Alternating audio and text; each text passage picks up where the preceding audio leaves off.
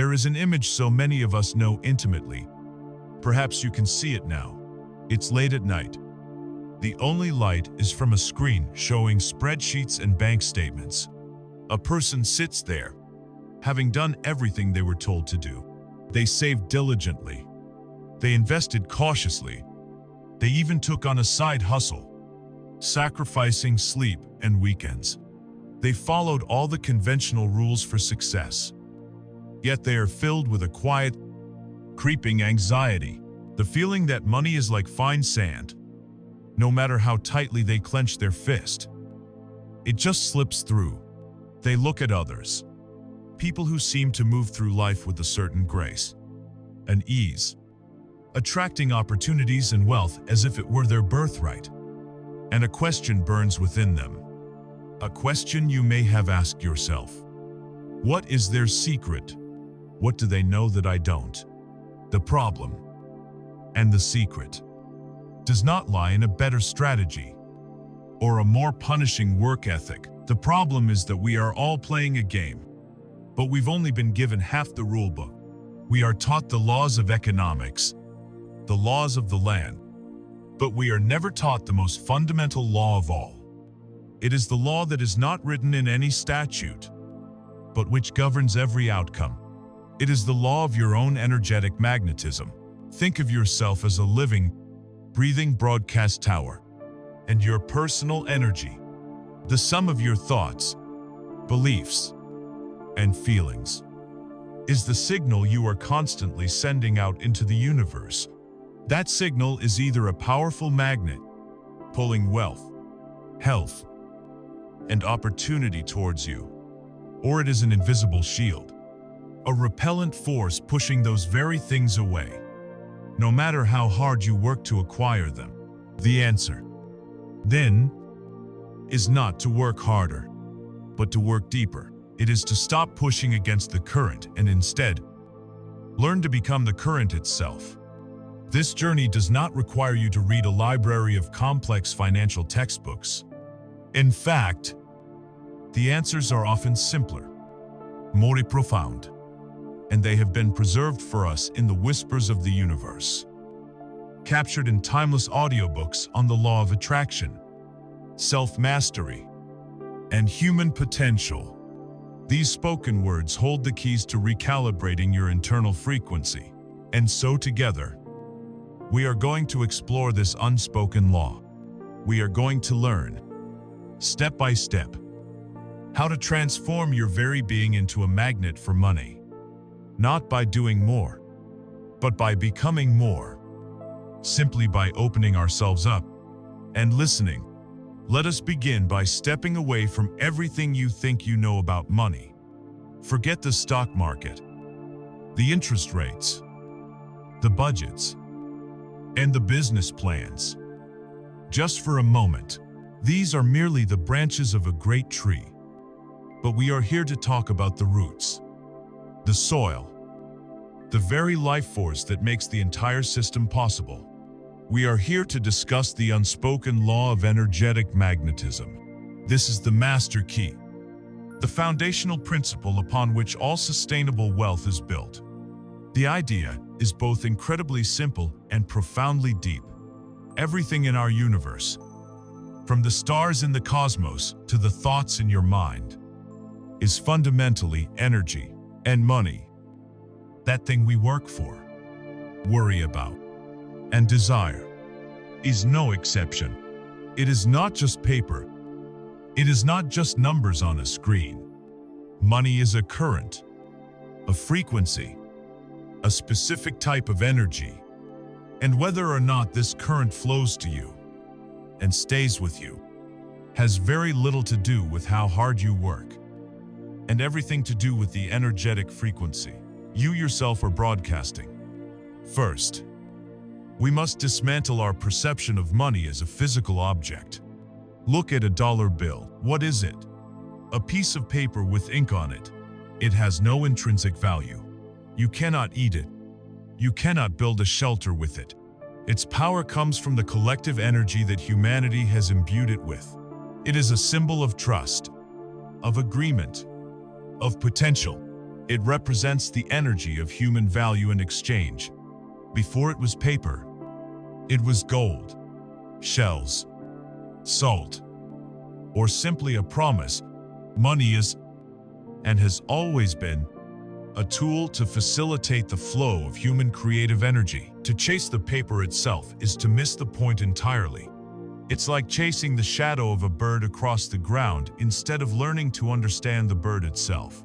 The bird is the energy of value, of service, of creation. The money is just the shadow it casts. When you become obsessed with capturing the shadow, you live in a state of frantic, exhausting pursuit. But when you focus on becoming a person who understands, nurtures, and emits the energy of value, the shadow, the money, follows you effortlessly. Wherever you go, you stop chasing and you start attracting.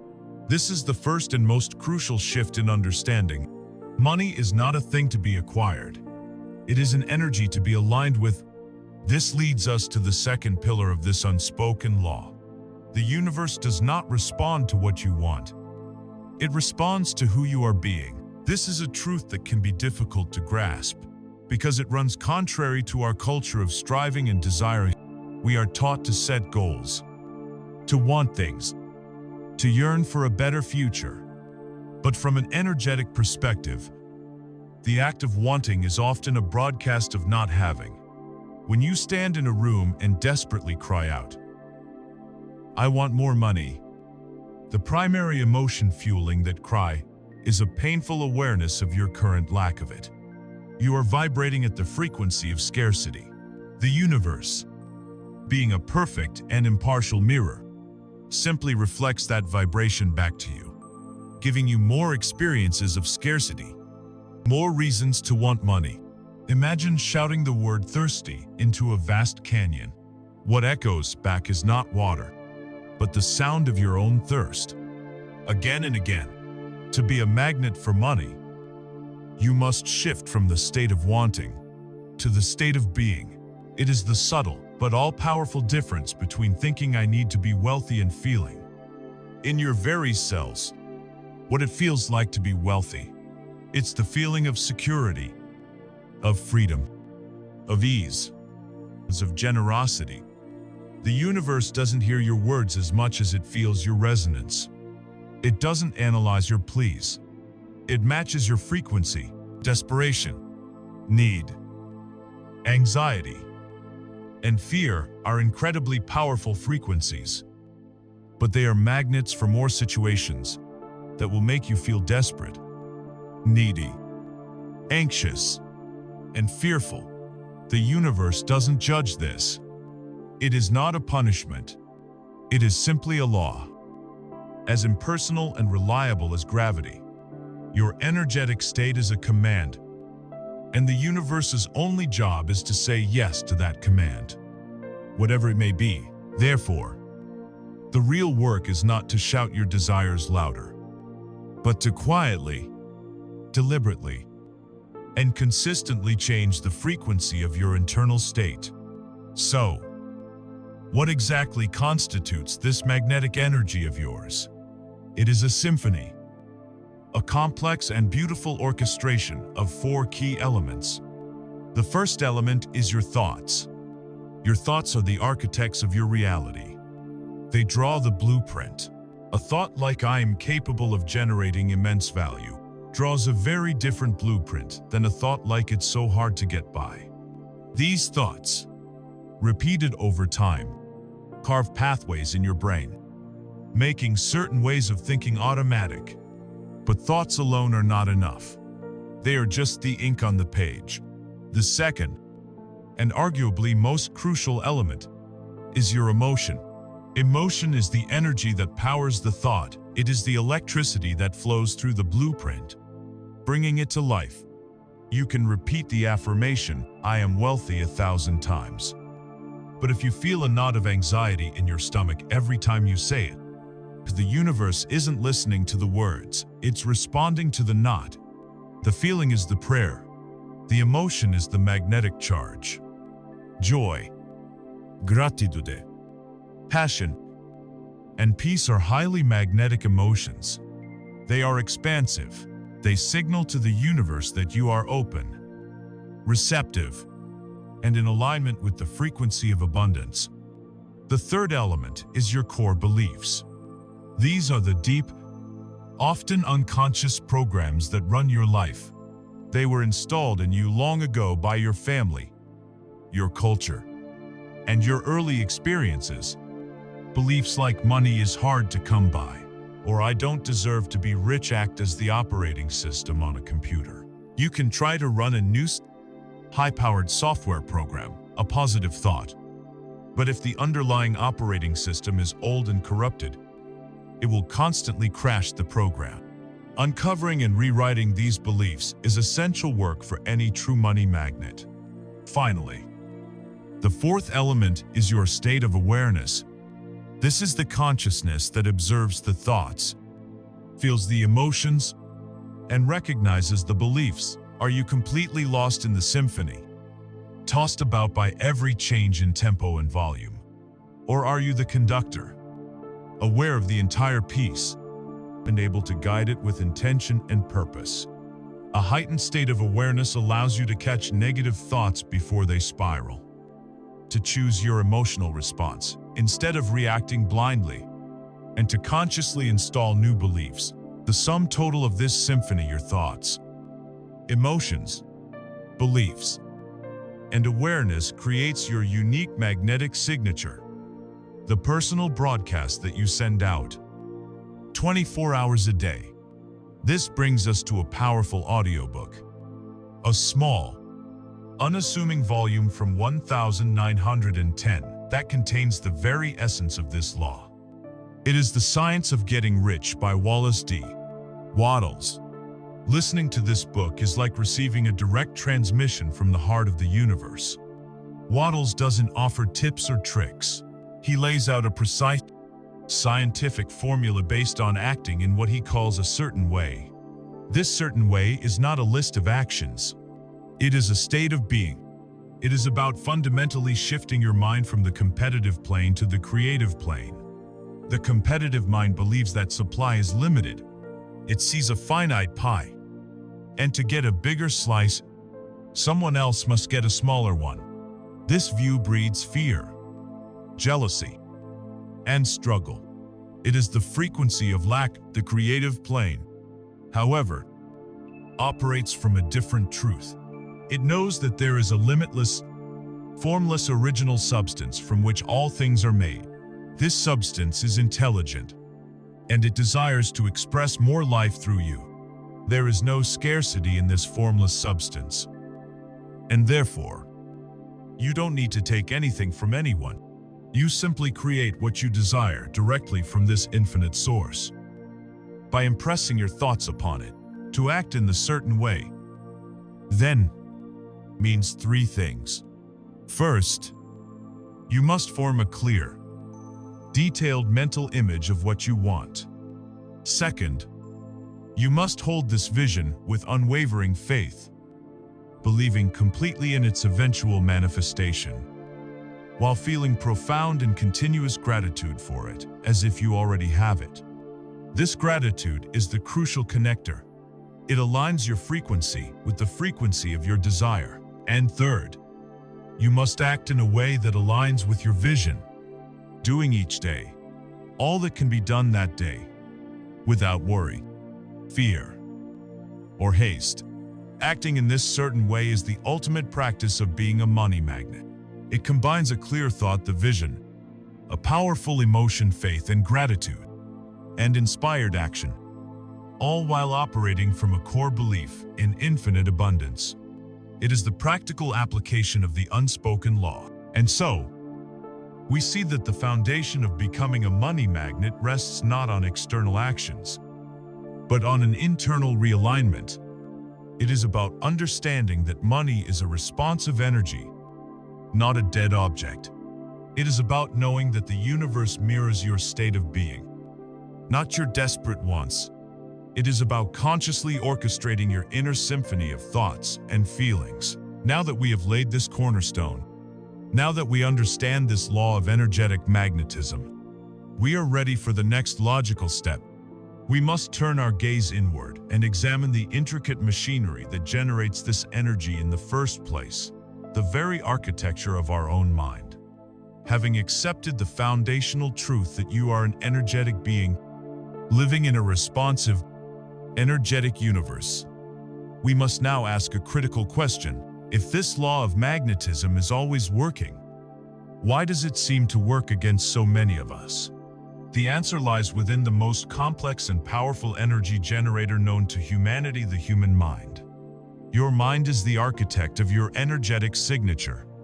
It draws the blueprints that the universe then lovingly and precisely builds into the structure of your life.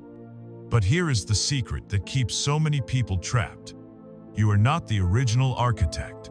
You think you are designing your life from scratch. But in reality, you are working from a dusty, faded blueprint handed to you at birth. This blueprint, filled with assumptions, limitations, and invisible boundaries, is the architecture of your financial mindset. This architecture was not built by you.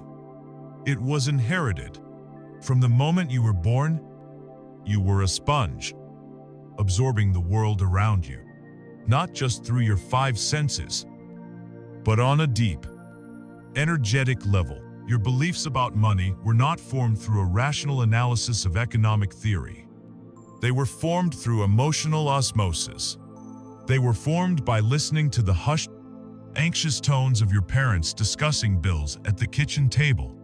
They were formed by watching the expression on your mother's face as she put an item back on the shelf at the grocery store. They were coded into your system through casual phrases. Repeated so often they became indistinguishable from truth phrases like, "Money doesn't grow on trees," "We're not made of money," or "You have to work your fingers to the bone just to get by." These weren't just words. They were energetic transmissions, emotional legacies passed down from your parents, who inherited them from their parents, creating a generational chain of financial programming. You didn't choose these beliefs any more than you chose the color of your eyes. Yet they have become the invisible walls and ceilings of your financial reality. Within this inherited architecture, there are specific, highly destructive elements we can identify as thought viruses. These are not benign ideas. They are active, replicating pieces of code that corrupt your entire operating system.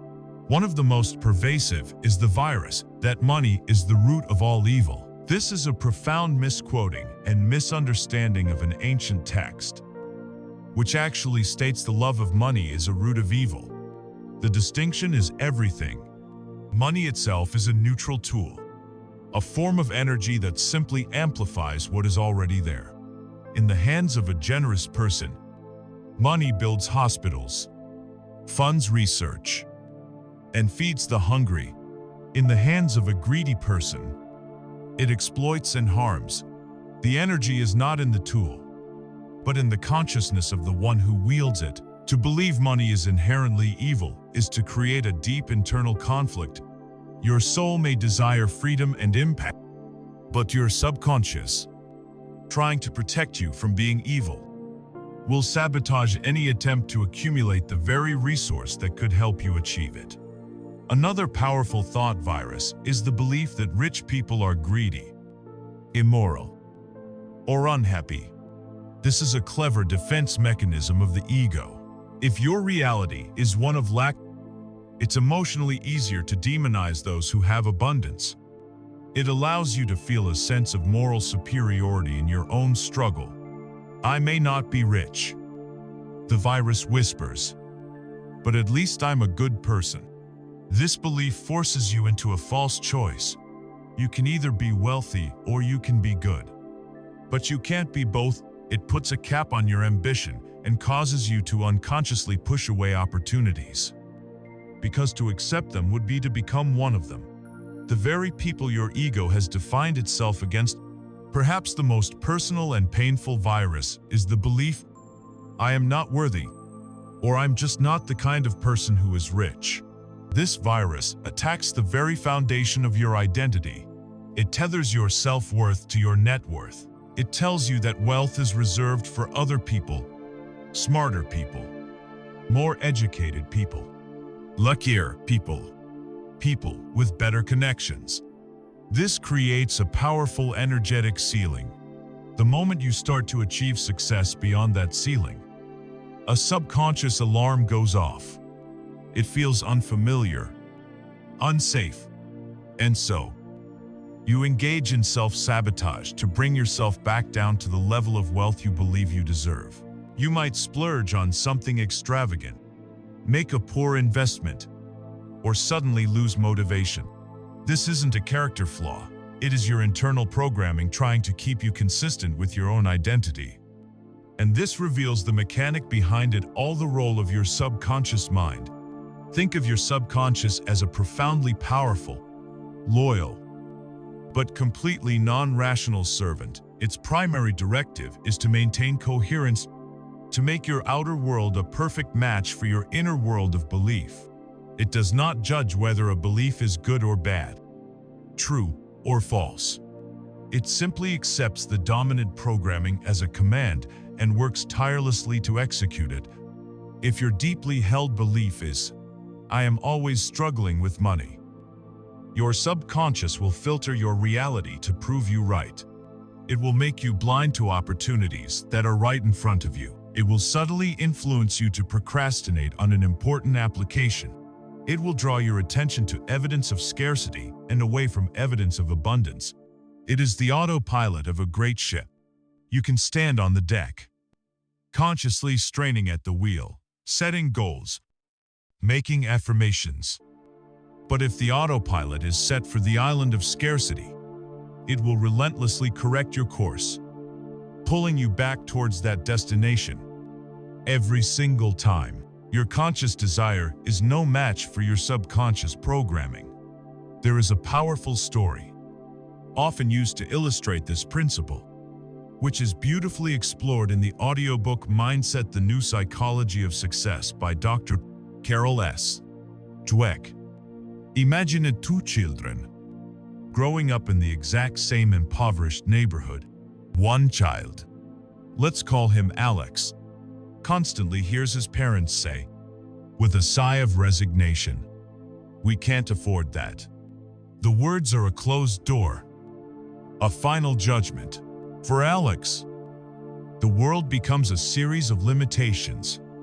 He develops what Dr. Dweck calls a fixed mindset. He believes his circumstances are permanent and his abilities are set in stone. He learns helplessness. The other child, let's call her Bella, hears her parents say something subtly, yet profoundly different. Faced with the same challenge, they ask, "How can we afford that?" This is not a statement. It is a question. It is an open door. It presupposes that a solution exists. For Bella, the world becomes a puzzle to be solved. She learns resourcefulness. She develops a growth mindset, believing that she can learn, adapt, and find a way. Both children started in the same place, but that one crucial difference in their mental architecture, in their inherited blueprint, sets them on two entirely different life trajectories. Alex's mind is programmed to see walls. Bella's is programmed to find doors. After hearing all of this, it would be easy to feel discouraged, to feel like a victim of a past you did not create. But here is the most glorious and empowering news. The blueprint is not set in stone. The architecture of your mind is not fixed. You are not a prisoner of your past programming. This is the miracle of what scientists call neuroplasticity. For centuries, we believed the adult brain was a static, finished piece of hardware. We now know this is false. Your brain is more like living clay, constantly being molded and reshaped by your every thought, feeling, and experience. The principle is simple: neurons that fire together, wire together. Every time you consciously choose a new, empowering thought, You are firing a new set of neurons. A tiny, new electrical pathway is formed in your brain. At first, it's like a faint trail in a dense forest, but each time you repeat that thought, each time you choose to feel gratitude instead of lack, you walk that path again. The trail becomes wider, clearer, more defined. At the same time, the old, negative pathways you no longer use begin to atrophy. They become overgrown and weak from disuse. You are, in a very real sense, a neurosculptor.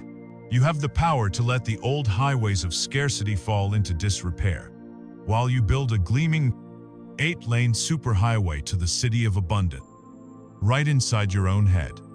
This is not just wishful thinking, it is biological fact.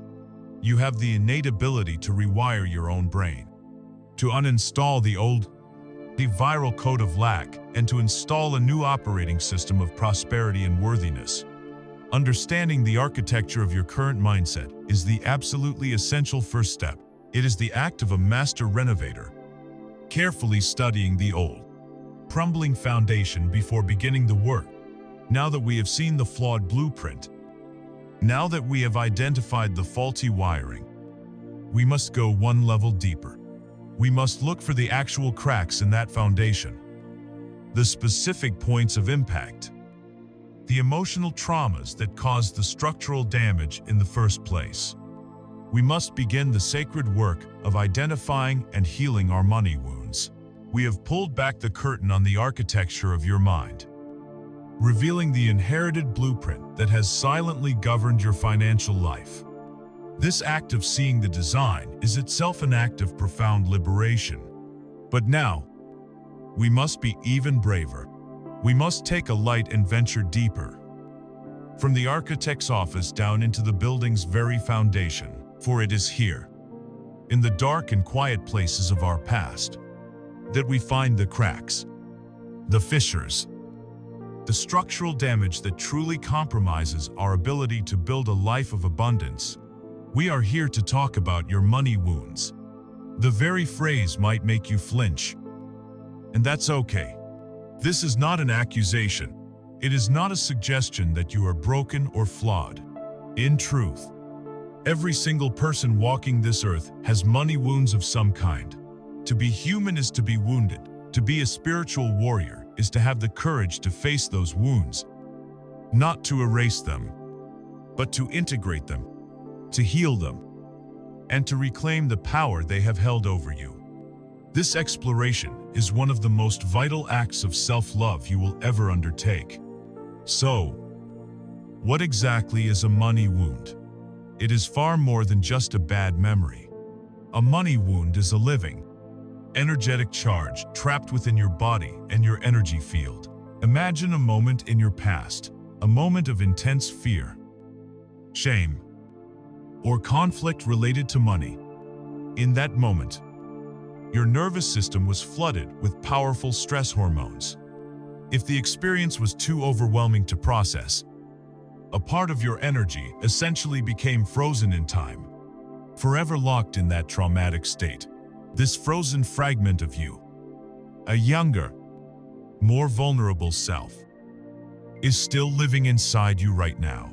It is perpetually experiencing that original pain, and it is constantly broadcasting its signal of distress, a signal of fear, of unworthiness, of danger out into the universe. This signal becomes a part of your core energetic frequency, a dissonant note in your symphony that silently, powerfully, repels the harmony of abundance you are consciously trying to create. These wounds are so insidious because they operate from the shadows of the subconscious, influencing your decisions, dictating your feelings, and sabotaging your success without your conscious permission. To bring them into the light, we must name them. Let's explore some of the most common wounds and see if any of them resonate with you. First, there is the wound of scarcity and fear. This wound is often etched into those who experienced genuine lack in childhood. It's the memory of an empty refrigerator, of seeing an eviction notice taped to the door, of watching your parents' faces etched with a worry so profound it felt like the world was ending. Even if you are financially secure now, this wound lives on. It manifests as a persistent, low-grade anxiety that the other shoe is about to drop. It's the inability to truly enjoy the money you have because you are obsessively saving for a catastrophe that never arrives. It's the tightening in your chest when an unexpected bill comes, a physical reaction that belongs to the past, not the present. You might find yourself hoarding things, unable to let go of old possessions just in case. Because on a deep level, your body still believes that you are one step away from having nothing. Then there is the wound of shame and guilt. This is a complex wound that can be inflicted in many ways. Perhaps you made a significant financial mistake, a failed business, a bad investment, and you have never forgiven yourself. Or maybe you grew up in a family where you had less than your peers, and you carried a deep sense of shame about your clothes, your home, or your life. Paradoxically, this wound can also be created by having more than those you love, leading to a profound sense of survivor's guilt. This wound makes you deeply uncomfortable with wealth. You might deflect compliments, feel like an imposter when you succeed, or have an almost allergic reaction to holding on to money. When a windfall comes your way, the shame and guilt can be so overwhelming that you are unconsciously driven to get rid of it as quickly as possible through impulsive spending, reckless generosity, or careless mistakes just to relieve the pressure and return to a more familiar, humble state. Next is the wound of betrayal and conflict. This wound is created when money becomes entangled with broken trust. Perhaps you were cheated by a business partner, exploited by an employer, or you witnessed vicious arguments about money between your parents, where it was used as a weapon for control or manipulation. The lingering effect is a deep-seated distrust. You may find it impossible to enter into financial partnerships, refusing to delegate or collaborate out of a fear of being taken advantage of. More deeply, you begin to project this distrust onto money itself. You see it as a corrupting, dangerous force that tears families apart and turns good people into monsters. You may consciously desire financial freedom, but your wounded self believes that money is the enemy of connection and love, and it will do anything to keep you safe from its perceived destructive power. Every opportunity for wealth is viewed through a lens of suspicion, and you hold yourself back from the very flow that could liberate you. The collective voice of these wounds, and countless others, forms a constant, insidious subconscious whisper. It is the background static of your mind, the narrator of your self-doubt when you are about to ask for a raise. It is the whisper that says, "Who do you think you are?" when a brilliant business idea strikes. It's the whisper that murmurs, "Someone else is already doing it better." When things are finally going well, it is the whisper that cautions, "Don't get too comfortable. It never lasts." This whisper is the voice of your past trauma, and its sole purpose is to keep you from re-experiencing that pain. It believes that playing small is safe. It believes that being invisible is safe. It celebrates your failures and second-guesses your successes because the familiar pain of lack feels safer than the terrifying vulnerability of true abundance. To understand this dynamic, let us use a powerful metaphor, one that echoes the groundbreaking work found in the audiobooks of Dr. Joe Dispenza. Imagine that your conscious desires, your goals, and your hard work are a magnificent ship. You are the captain, and your dedicated crew is rowing with all its might toward the gleaming shores of the island of abundance. But unseen, below the waterline, there is a small, jagged hole in the hull of your ship. This is your unhealed money wound. With every wave of life, a little more water, the water of doubt, fear, and past trauma seeps into the vessel. The ship becomes heavy, sluggish, and difficult to steer. The crew has to work twice as hard, bailing out the water, just to stay afloat. From the deck, you can't understand why progress is so slow. You blame the crew, the sails, the currents, never realizing the true problem lies hidden beneath the surface. Dr. Dispenza teaches us that powerful emotional experiences create a cocktail of chemicals in our bodies. When a trauma is not resolved, our bodies can literally become addicted to the chemistry of that trauma, to the familiar rush of cortisol and adrenaline.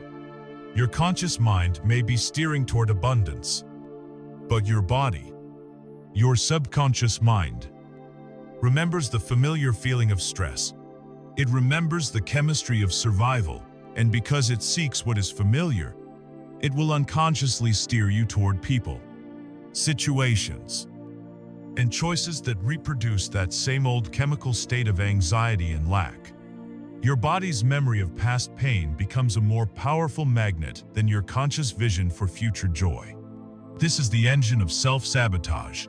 It's why, when you receive an unexpected check, the wounded part of you panics, believing the money will be taken away, and drives you to spend it all before that can happen. You are not being irresponsible. A wounded part of you is trying to control the inevitable loss. It's why you procrastinate on the very projects that could lead to your breakthrough. Your body is avoiding the potential success because it is addicted to the familiar chemistry of the struggle. This is not a failure of character. It is the logical action of a system trying to protect itself from perceived threats, based on the painful data of the past. But here's where your power returns. The act of turning your attention inward, of bravely looking for these holes in your hull, is the beginning of their repair. Simply by seeing a wound, you begin to separate yourself from it. You realize, this anxiety I feel is not me. It is the echo of a past event. This feeling of unworthiness is not my truth. It is a program I inherited. This conscious acknowledgement is like shining a bright light into a dark cellar. The terrifying monsters you imagined are revealed to be nothing more than old furniture and forgotten boxes. By witnessing your wounds with compassion rather than judgment, you reclaim your power from them. You stop being the ship that is sinking and become the captain who has finally identified the leak. And once you have seen it, once you have honored the pain it represents, you can begin the sacred and transformative process of healing. The very first tool in that healing process is the master key that unlocks all energetic prisons, the profound alchemy of forgiveness. We have stood together in the foundations of your mind and bravely identified the money wounds, the energetic cracks that have compromised your ability to build a life of true prosperity. To see them is an act of immense courage, but seeing is only the first step. Now, we must begin the sacred work of repair. We must perform a kind of spiritual alchemy, a process that can transform the leaden weight of past pain into the golden light of present power. This alchemy has a name that is often misunderstood, a name that can make us uncomfortable, but a name that holds the key to our liberation. That name is forgiveness. Forget everything you think you know about forgiveness.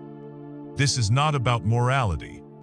It is not about condoning bad behavior or letting someone who harmed you off the hook. This is a profound act of energetic hygiene.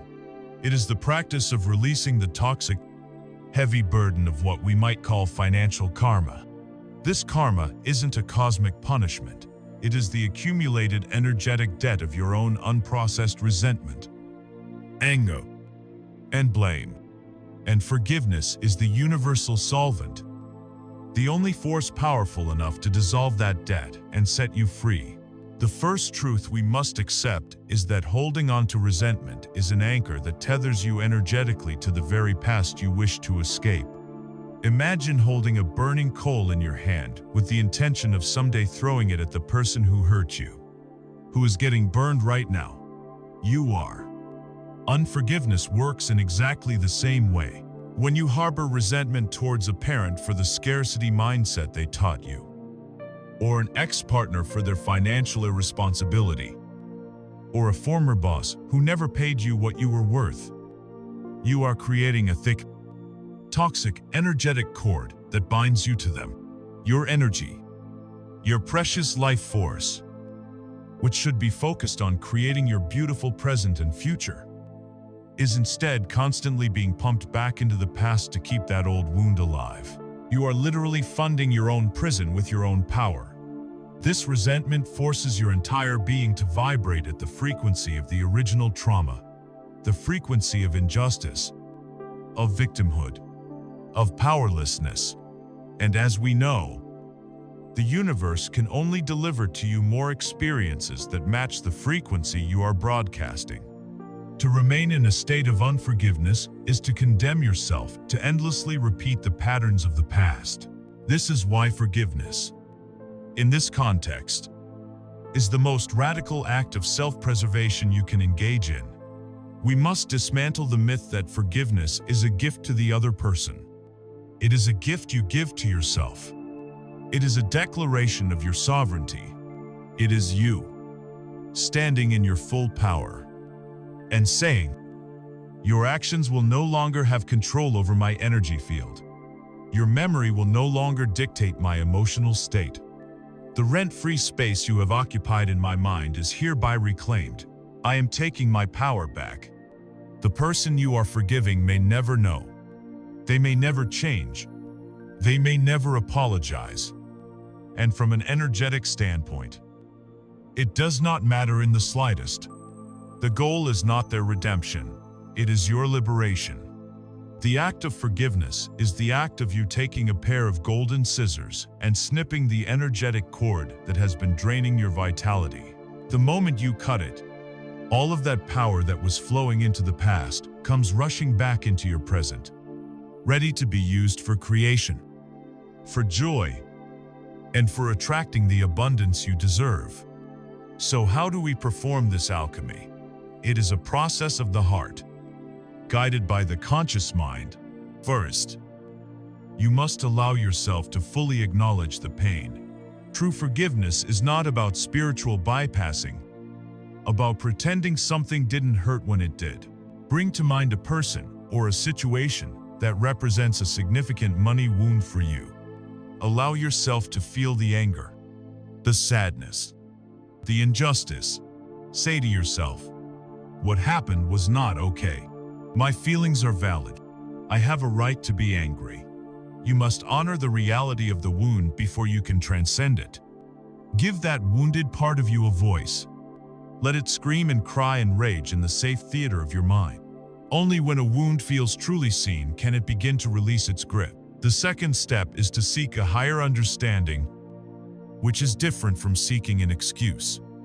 While holding the reality of your pain, gently consider that the person who hurt you was acting from their own level of consciousness, from their own place of woundedness.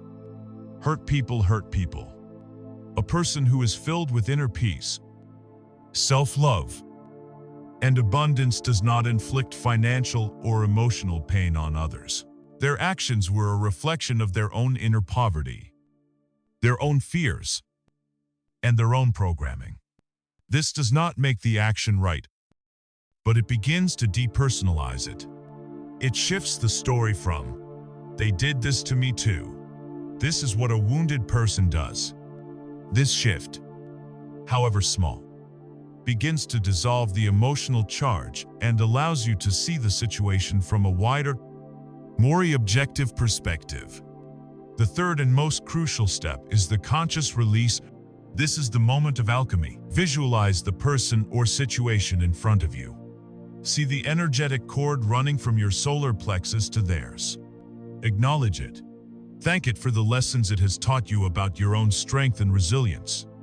And then, with full intention, make a declaration, either silently or out loud. You might say something like, I have carried the weight of this for long enough. I acknowledge the pain. I honor the lessons. And now, I choose to be free.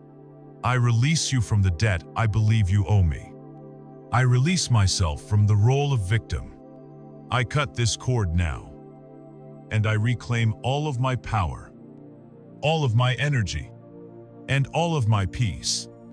As you say this, visualize those golden scissors snipping the cord.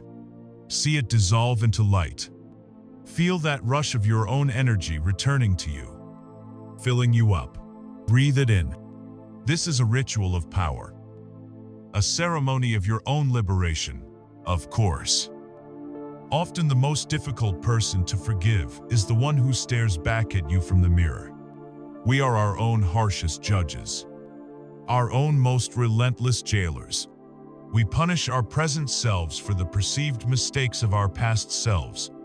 We berate ourselves for the business that failed, the investment that soured, the opportunity we were too scared to take. But you must understand the person who made those decisions is not the person you are today. That person did the absolute best they could with the awareness, the knowledge, and the emotional tools they had available to them at that time. To punish yourself now for their ignorance is a profound cruelty. True self-forgiveness involves looking back at that younger, more wounded version of yourself with immense compassion, as you would a small child. You must learn to say to that past self, I see you. I see your fear and your confusion.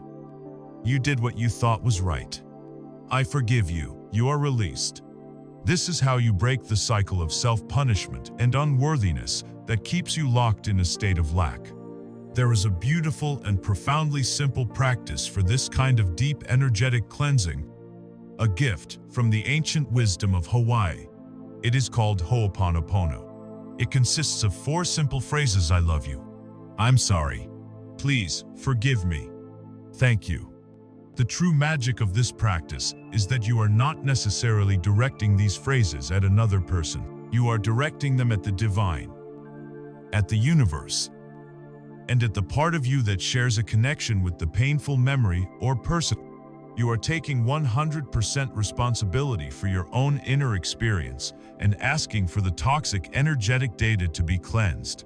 The story is told in Joe Vital's incredible audiobook, Zero Limits, of a therapist who healed an entire ward of criminally insane patients without ever meeting them, simply by reviewing their files and repeating these 4 phrases, cleansing the part of himself that was connected to their illness.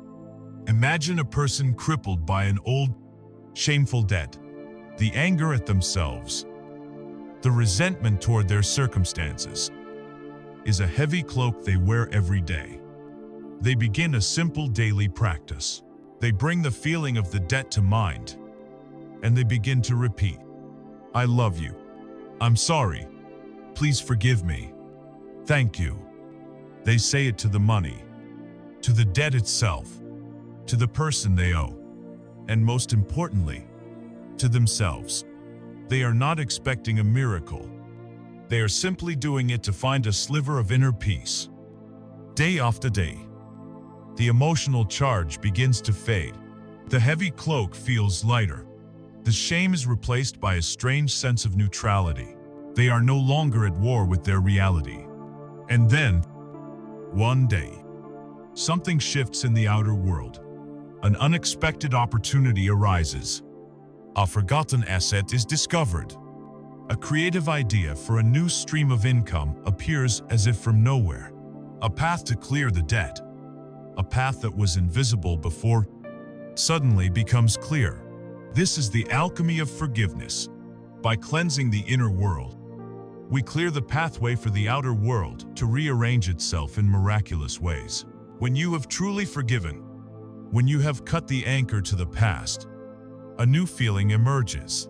It is a feeling of lightness, of emptiness, of spaciousness. The dense, heavy energy of resentment has been cleared, leaving behind a clean, fertile void within you. But nature and the universe abhors a vacuum. This newly created space will not remain empty for long. It is now your sacred responsibility and your joyous opportunity to consciously choose what you will fill it with. You must fill that void with an energy so powerful, so magnetic, so transformative that it leaves no room for the old pains to ever return. You must fill it with the high-frequency, creative power of gratitude.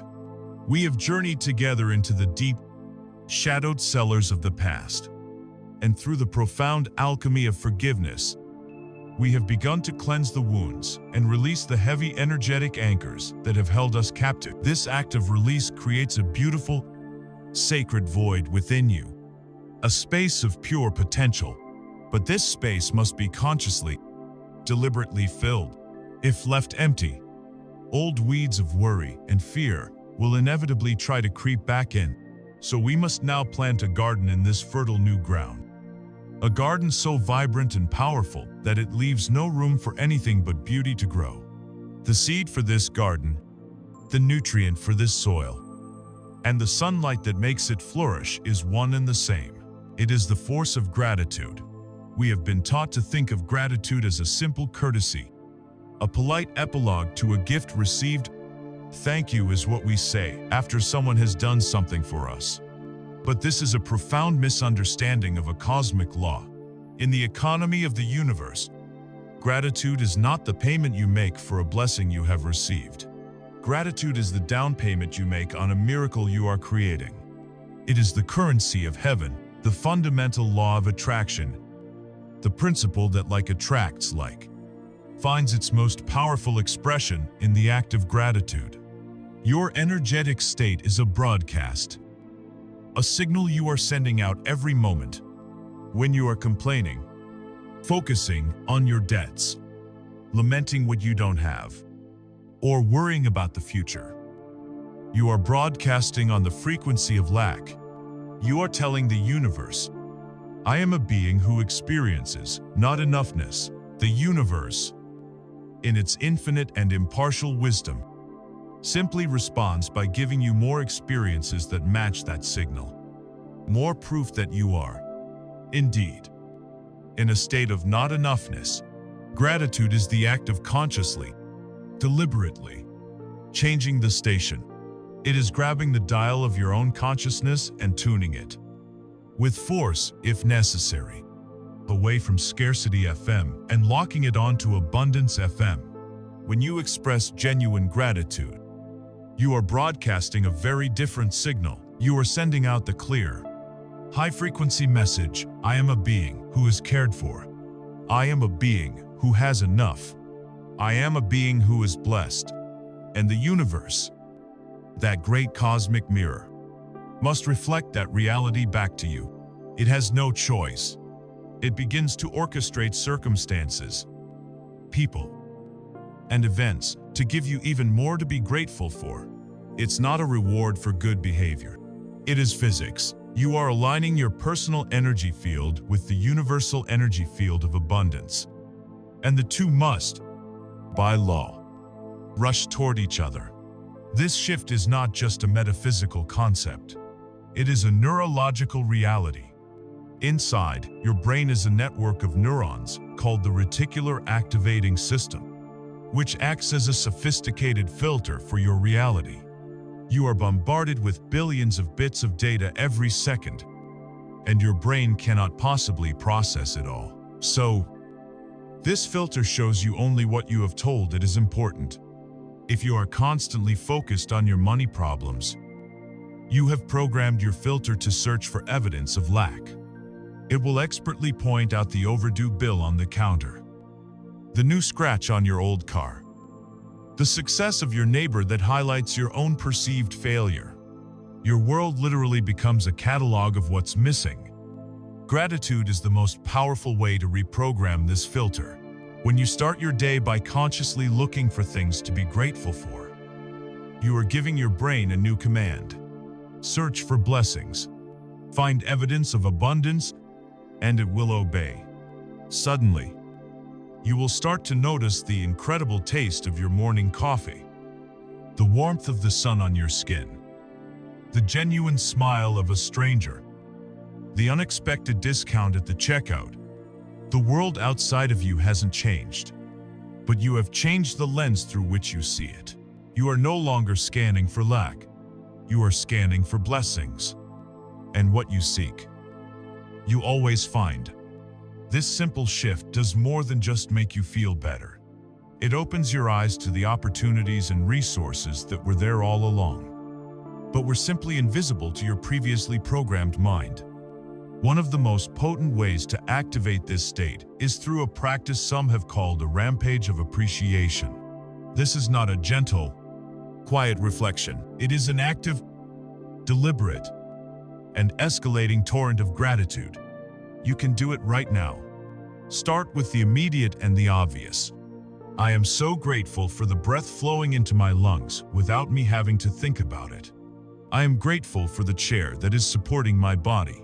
I am grateful for the technology that allows me to hear these words right now. Don't stop. Keep going. Let it build momentum.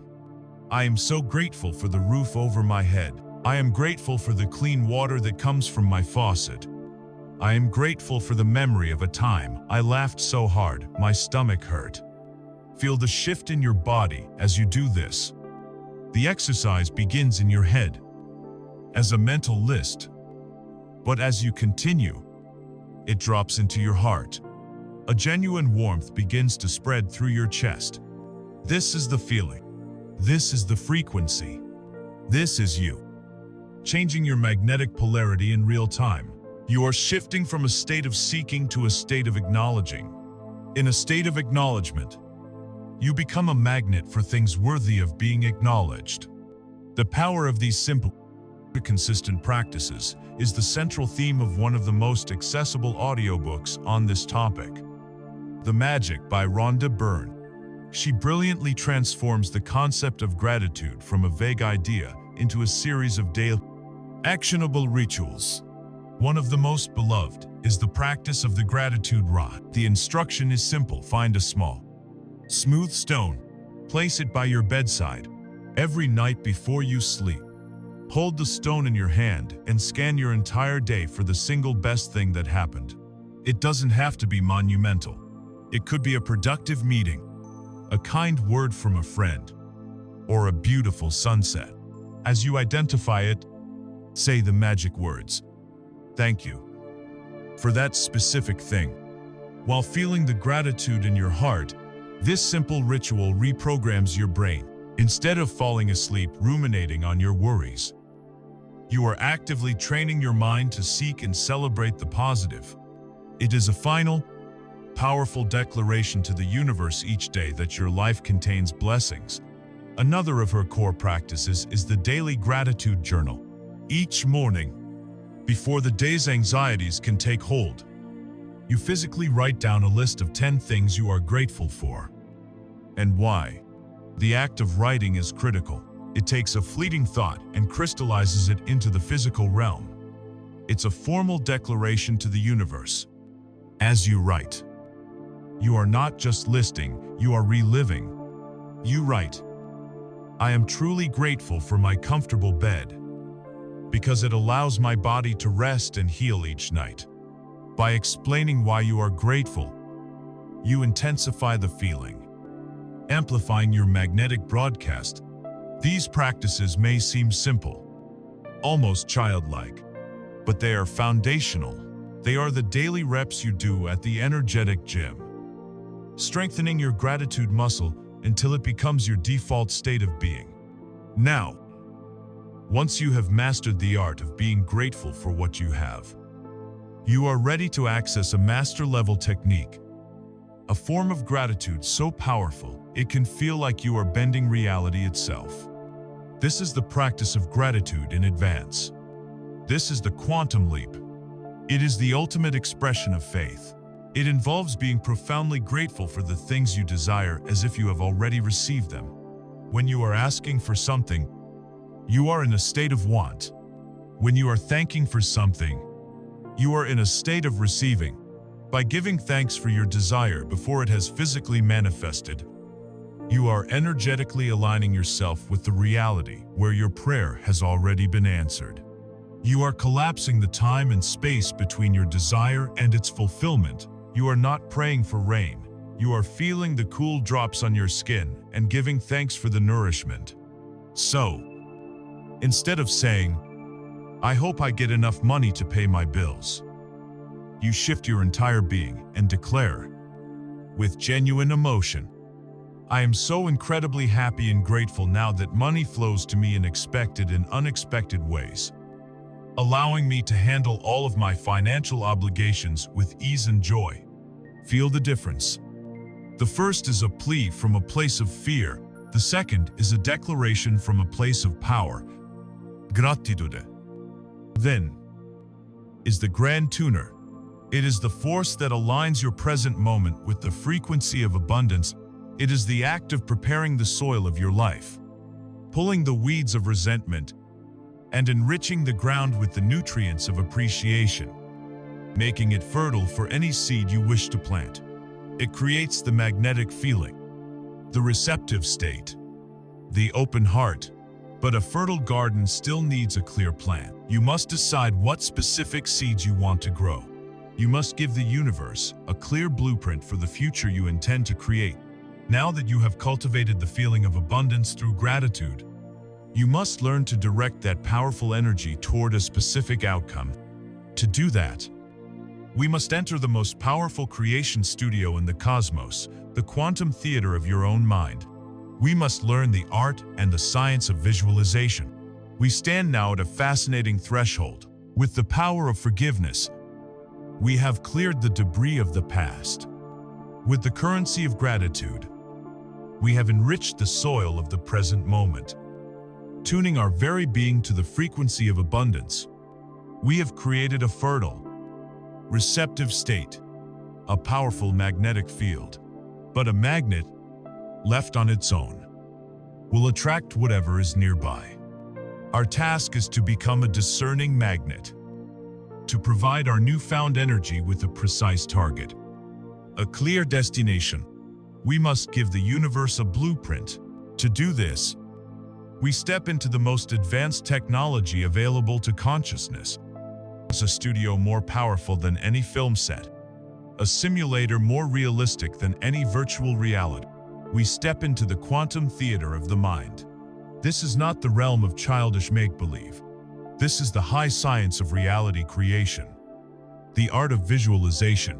For centuries, visualization was dismissed as mere daydreaming, a pleasant but ultimately powerless distraction. But modern science has begun to catch up with ancient wisdom, proving what mystics and high achievers have always known: your brain does not and cannot distinguish between a vividly imagined experience and a real one. When an Olympic skier closes their eyes at the top of a mountain and mentally rehearses their entire downhill run, their brain fires in the exact same sequence as if they were physically on the slope. Their muscle fibers twitch. Their heart rate adjusts. Their nervous system carves the pathway to victory before the starting gun ever fires. They are not just thinking about winning. They are installing the neurological hardware of success. This is the key. Visualization is not a passive act of watching a movie of your ideal life. It is the active process of creating a memory of the future. You are pre-paving the neural pathways, making your desired reality feel so familiar to your brain and body that when the opportunity arrives, stepping into it feels like coming home, not leaping into the unknown.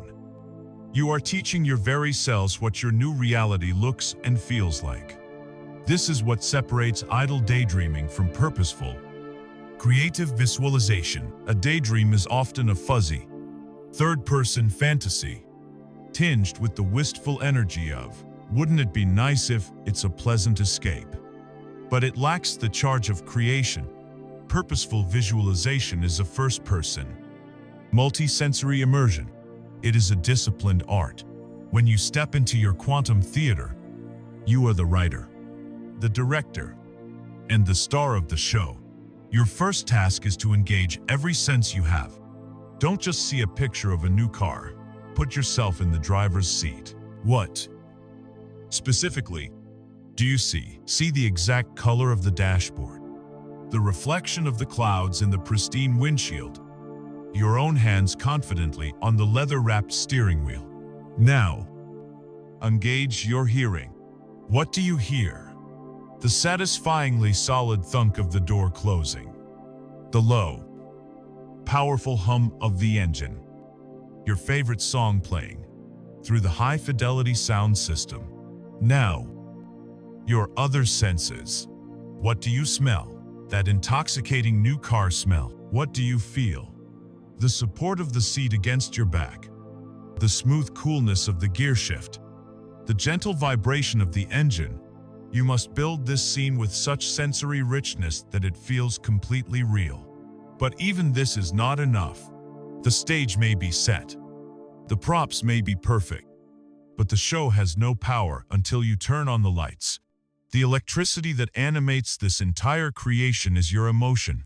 The feeling is the prayer. The feeling is what impresses the scene upon the screen of your subconscious mind and broadcasts it as a coherent signal into the quantum field. As you sit in your imagined car, you must feel the swell of pride, the thrill of freedom, the deep, calming sense of accomplishment. The sensory details are the vessel. The emotion is the lifeblood you pour into it. Without the corresponding feeling, visualization is just a pretty picture. With the feeling, it is a creative vortex, a command to the universe to rearrange itself to match the reality you have created within. No one understood this principle more deeply than the 20th century mystic and spiritual teacher, Neville Goddard. Listening to Neville's audiobooks is to take a graduate-level course in the mechanics of creation. He taught what he called the law of assumption, a subtle but profound evolution of the law of attraction. Neville's core teaching was that you do not attract what you want, you attract what you are. To change your world, you must first change your conception of yourself. The most powerful way to do this is through a specific form of visualization he called living in the end. This is where most people get it wrong. They spend their time visualizing the moment the check arrives in the mail, or the moment the lottery numbers match. But that is the event. The bridge of incident. Neville taught that you should ignore the event and go directly to the state after the event is over. You assume the feeling of the wish already fulfilled. Don't visualize getting the money. Visualize the conversation you have with your partner after you've paid off every single one of your debts. Feel the shared sigh of relief, the tears of joy, the lightness in your chest.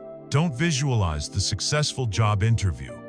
Visualize yourself coming home after your first week at your dream job, kicking off your shoes, and feeling a profound sense of purpose and satisfaction.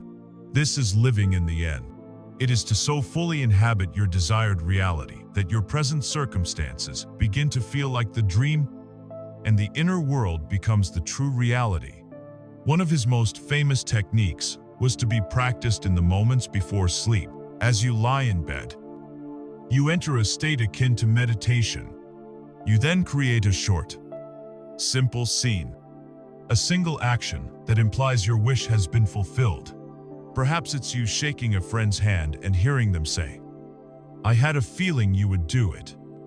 Congratulations." Or perhaps it's the simple act of placing a key in the door of a house you now own. You loop this short, sensory-rich scene over and over again, feeling the reality and the gratitude of it, until you drift off to sleep. In doing so, you are impressing your subconscious mind during its most receptive state, and it will work through the night to build pathways toward that new reality. Of course, a single visit to this quantum theater is not enough. This is where the final law of effective visualization comes into play, the power of repetition. You do not go to the gym once and walk out with a perfect physique. You do not plant a seed and come back the next day expecting a towering tree. Visualization is mental and energetic training. Each time you enter that state and vividly live from the end, you are doing a repetition. You are deepening those new neural pathways. You are making the memory of the future more robust, more dominant than the memories of your past. With each session, your faith grows. Doubt begins to dissolve because you have already felt the reality of your success. It's no longer a hopeful wish, it's a memory. This is why making visualization a non-negotiable daily ritual is so critical. 5 focused minutes every single day is infinitely more powerful than one long, haphazard session once a month. Consistency is what convinces your subconscious mind that you are serious. It is the steady, gentle pressure that molds the clay of your mind into a new, prosperous shape. And so, we have added another extraordinary tool to our creative toolkit. Gratitude is the force that tunes our energy to the receptive, abundant frequency of the universe. It prepares our magnetic field. Visualization is the instrument that takes that raw, powerful energy and gives it a specific form, a detailed blueprint for the universe to follow. We have cultivated the feeling, and we have designed the form. The foundation is poured. The architectural plans are complete. But this magnificent structure can be reinforced even further. We can engrave our intentions into its very walls and broadcast our new reality with even greater power and clarity. To do that, we must now harness the primordial, creative magic of the spoken and written word. We must learn to consciously script our new reality. We have stood in the quantum theater of the mind, directing the silent movie of our deepest desires. We have learned to create a vivid, sensory-rich blueprint of the prosperity we wish to inhabit. The images are clear. The scenes are set. But a silent film, however beautiful, lacks a certain power. Now, we must give our creation a voice. We must learn to speak its reality into existence. For language is not merely a tool for communication. It is a tool for creation. In many ancient traditions, the universe itself was born of a sound, a sacred word. This is a profound mystical truth. Your words are spells. Your sentences are incantations. And the story you tell about yourself is the story that the universe will bring to life.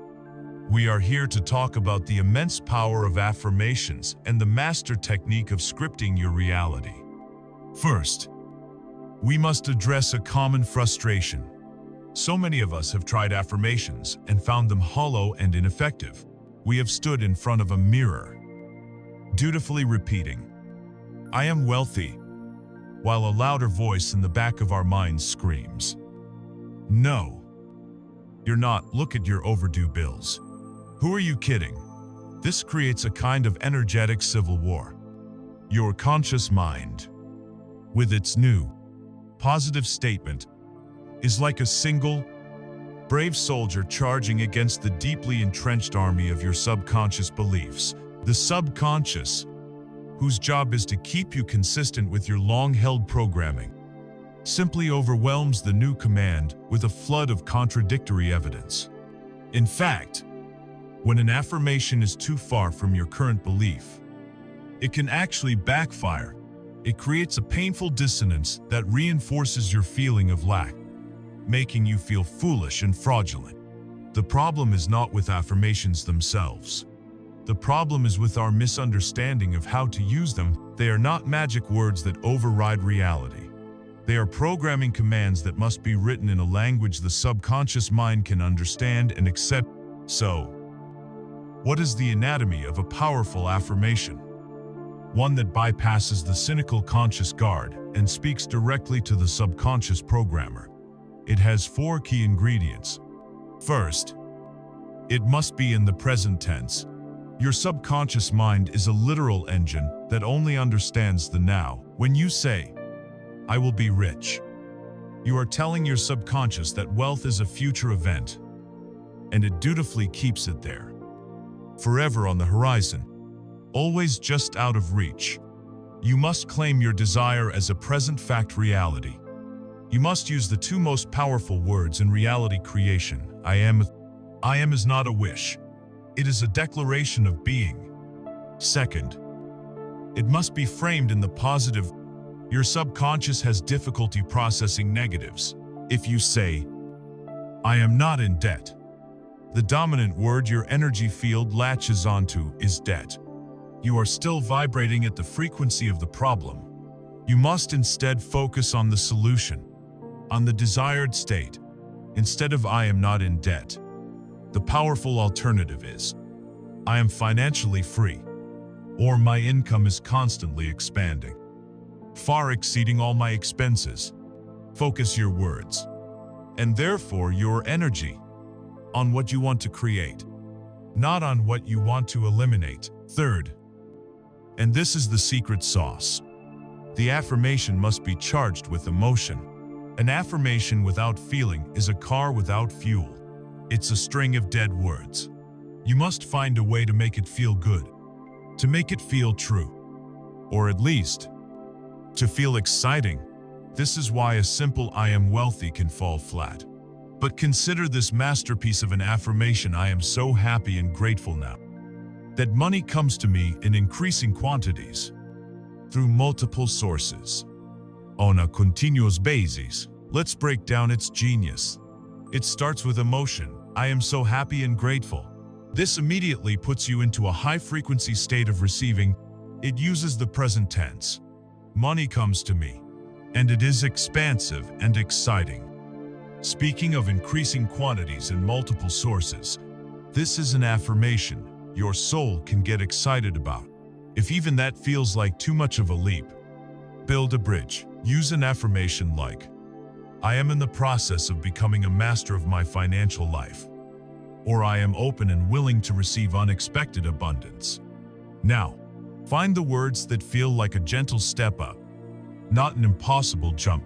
Now, we elevate this practice to its highest form, the art of scripting.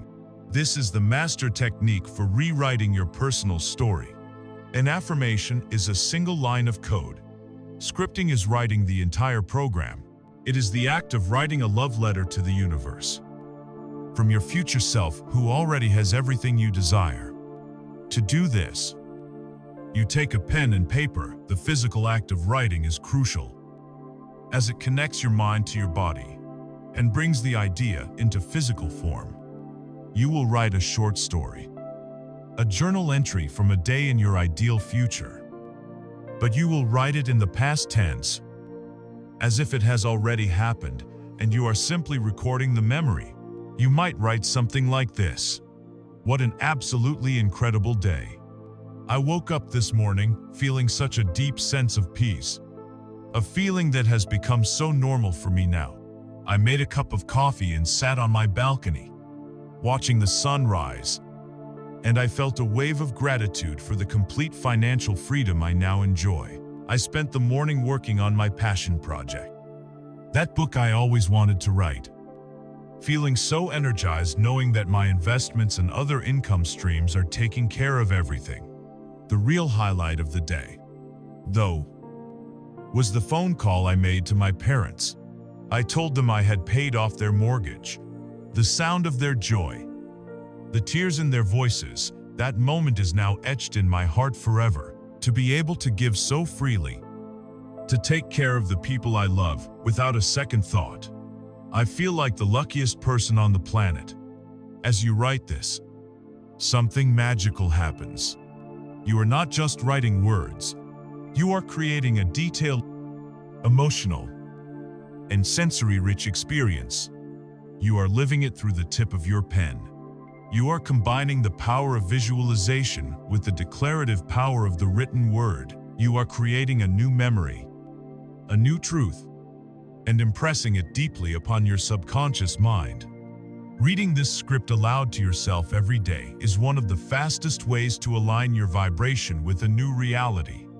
The power of this process, of consciously changing your inner dialogue to create a new outer reality, was championed by the brilliant spiritual teacher, Louise Hay. In her groundbreaking audiobook, You Can Heal Your Life, she shares her own incredible story. From a childhood of poverty and abuse to a diagnosis of terminal cancer, Her life was a testament to pain. But at her lowest point, she had a profound realization. Her physical illness was a mirror of her inner state, a reflection of the toxic beliefs of unworthiness and self-hatred she had carried for decades. She embarked on a radical journey of healing, and the primary tool was the use of affirmations. She would stand in front of the mirror, look herself in the eye, and repeat, "I love and approve of myself." At first, it felt like ollie, but she persisted. She understood that she was installing new code, and that repetition with intention was the key. She healed herself completely, and went on to create a global movement, teaching millions that no matter what their circumstances, they have the power to change their lives by changing their words. We can now see how these creative tools work together in a powerful synergy. Think of it as a 1-2 punch for reality creation. First, you step into your quantum theater. You create the vivid, silent movie of your desire, living in the end, feeling it with all your senses. This is the visualization. Then, as you are holding that image and feeling that emotion, you begin to speak your affirmation aloud. You narrate the scene.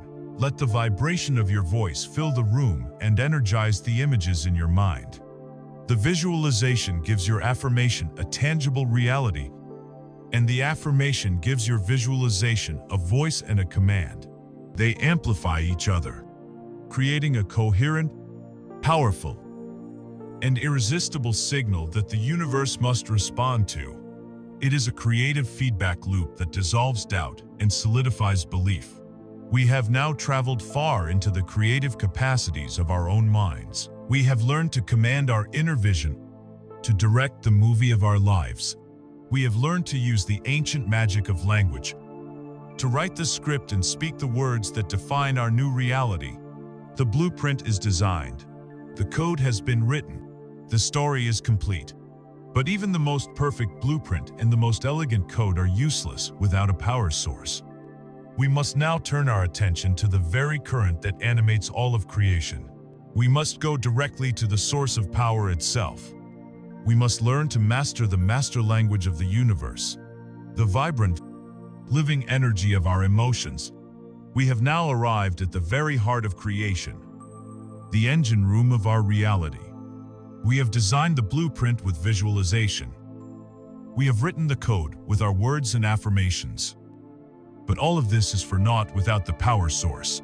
We are here to talk about the primordial language of the universe, the language that was spoken before thought, before words, before form. We are here to talk about your emotions. We often think of emotions as the consequence of our lives. But the truth is, our lives are the consequence of our emotions. Emotion is energy in motion. It is the current that animates the blueprint, the electricity that runs the code. Every single thing we have done up to this point, healing our wounds, visualizing our desires, scripting our reality, has been for one singular purpose: to generate and sustain a specific feeling. For it is the feeling, the emotional frequency, that is the true magnetic force that draws your desires from the realm of the invisible into the world of the seen. To understand this, we can turn to the profound teachings of the collective consciousness known as Abraham. Shared through the work of Esther and Jerry Hicks, they provide us with a powerful concept and emotional guidance scale. Imagine a ladder or a spectrum of vibrational frequencies. At the very bottom are the densest, slowest, and heaviest emotions: fear, grief, despair, powerlessness. When you are in these states, you can feel the physical reality of their low frequency. It feels like a tightening in your chest, a heavy weight on your shoulders, a cold knot in the pit of your stomach. This is the frequency of lack, of being disconnected from your own power. At the very top of the scale are the highest, fastest, and lightest emotions: joy, love, appreciation, empowerment, freedom, When you experience these, you also feel their physical reality. It feels like an expansion in your chest, a sense of lightness, a bubbling up of energy. This is the frequency of abundance, of pure connection to the source of all that is. The universe is not judging you based on where you are on this scale. It is simply responding to your location. This is where we can use the metaphor of a universal radio. Imagine that the universe is constantly broadcasting on all possible frequencies simultaneously. There is a station for abject poverty, and its playlist is the music of fear and despair. There is a station for just getting by, and its music is a repetitive, frustrating loop of anxiety and struggle. And there is a station for unimaginable wealth, joy, and freedom. And its playlist is the soaring symphony of love and appreciation. Your emotional state is your tuner dial. You cannot hear the symphony of wealth if your dial is rusted and stuck on the station of fear. The universe is not withholding abundance from you. You are simply not tuned to the frequency where it is being broadcast. Your work, therefore, is not to beg the universe to change the song. Your work is to become a master tuner of your own dial. This leads to a liberating and perhaps challenging realization. You are the DJ of your own emotional life, not a passive listener. Our culture teaches us to be emotionally reactive. We say, "He made me so angry," or "That situation is making me depressed." This language cedes all of our power. It positions us as victims of our feelings, tossed about on the chaotic waves of external circumstances. But the great secret of mastery is this: between any event in the outer world and your emotional response, there is a space. It may be a fraction of a second, but in that space lies your freedom. In that space lies your power to choose. To recognize that space and to consciously choose your emotional response is to move from being the radio to being the DJ. It's the difference between letting the sad song of a difficult morning play on a loop all day long, versus consciously acknowledging the sad song, and then deliberately choosing to put on a new track, a track of peace, a track of determination, or even a track of simple neutrality. This is not about suppressing your feelings, but about becoming the conscious curator of your own inner state. So how, practically, do we change the station? How do we become masterful DJs of our own frequency? We must have tools at our disposal, ways to shift our energy consciously. One of the fastest and most effective is music. Music is a form of vibrational medicine. It bypasses the analytical mind and directly alters your emotional and physiological state. You cannot feel depressed while listening to a soaring, triumphant piece of classical music or a joyful, high-energy dance track. It's a vibrational impossibility. Your assignment is to create a high-vibe playlist, your own personal emergency frequency shifting kit. Fill it with songs that make you feel powerful, joyful, peaceful, or loved. The next time you feel yourself spiraling into worry or anxiety, do not analyze it. Do not fight it. Simply put on your headphones and change your frequency. Another powerful tool is your own body. Emotion is energy in motion. And when we feel stuck emotionally, it's often because our energy has become stagnant physically.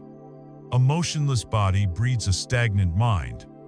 The simple act of moving can radically alter your emotional state. Get up and stretch. Dance wildly in your living room for 5 minutes.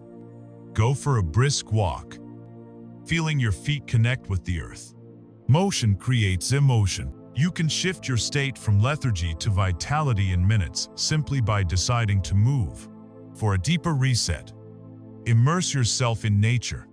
The natural world effortlessly vibrates at a frequency of peace, harmony, and abundance. A tree is never worried about its next dose of sunlight. A river is never anxious about reaching the ocean. By walking in a forest, sitting by a lake, or feeling the sun on your face. You can borrow this coherent frequency. You are allowing the chaotic static of your own energy field to be calmed and harmonized by the steady, powerful broadcast of the earth itself. While these methods are powerful for shifting your state, the practice of meditation is what gives you long-term mastery. Meditation is not about stopping your thoughts. That's impossible. It is the practice of becoming the calm, non-judgmental observer of your thoughts and feeling. It is learning to sit in the quiet center of your own inner hurricane. Through meditation, you create a stronger and stronger awareness of that space between stimulus and response. You begin to see your thoughts and feelings as weather patterns passing through the vast sky of your consciousness. You realize you are not the storm, you are the sky. This realization gives you the ultimate power to choose which clouds you will give your attention to, and which you will simply allow to drift by. Finally, we must address the sacred art of feeling our negative emotions. The goal of mastering your frequency is not to achieve a state of robotic, relentless happiness. That is a form of denial known as toxic positivity. And it is incredibly harmful. Attempting to suppress your anger, sadness, or fear is like trying to hold a large beach ball underwater. It takes a tremendous amount of energy. And eventually, that suppressed emotion will erupt to the surface with even greater, and often destructive, force. True emotional mastery involves giving yourself permission to feel everything. When anger arises, the master does not suppress it, nor do they lash out. They create a safe container for it. They acknowledge it. Hello, anger. I see you. I feel you in my jaw and my fists. Thank you for showing me that a boundary has been crossed. They feel its fiery energy. They honor its message. And then they consciously choose to let it move through them and be released. Like a storm cloud that has rained itself out. There is a profound difference between being possessed by an emotion and being the loving, conscious witness of an emotion.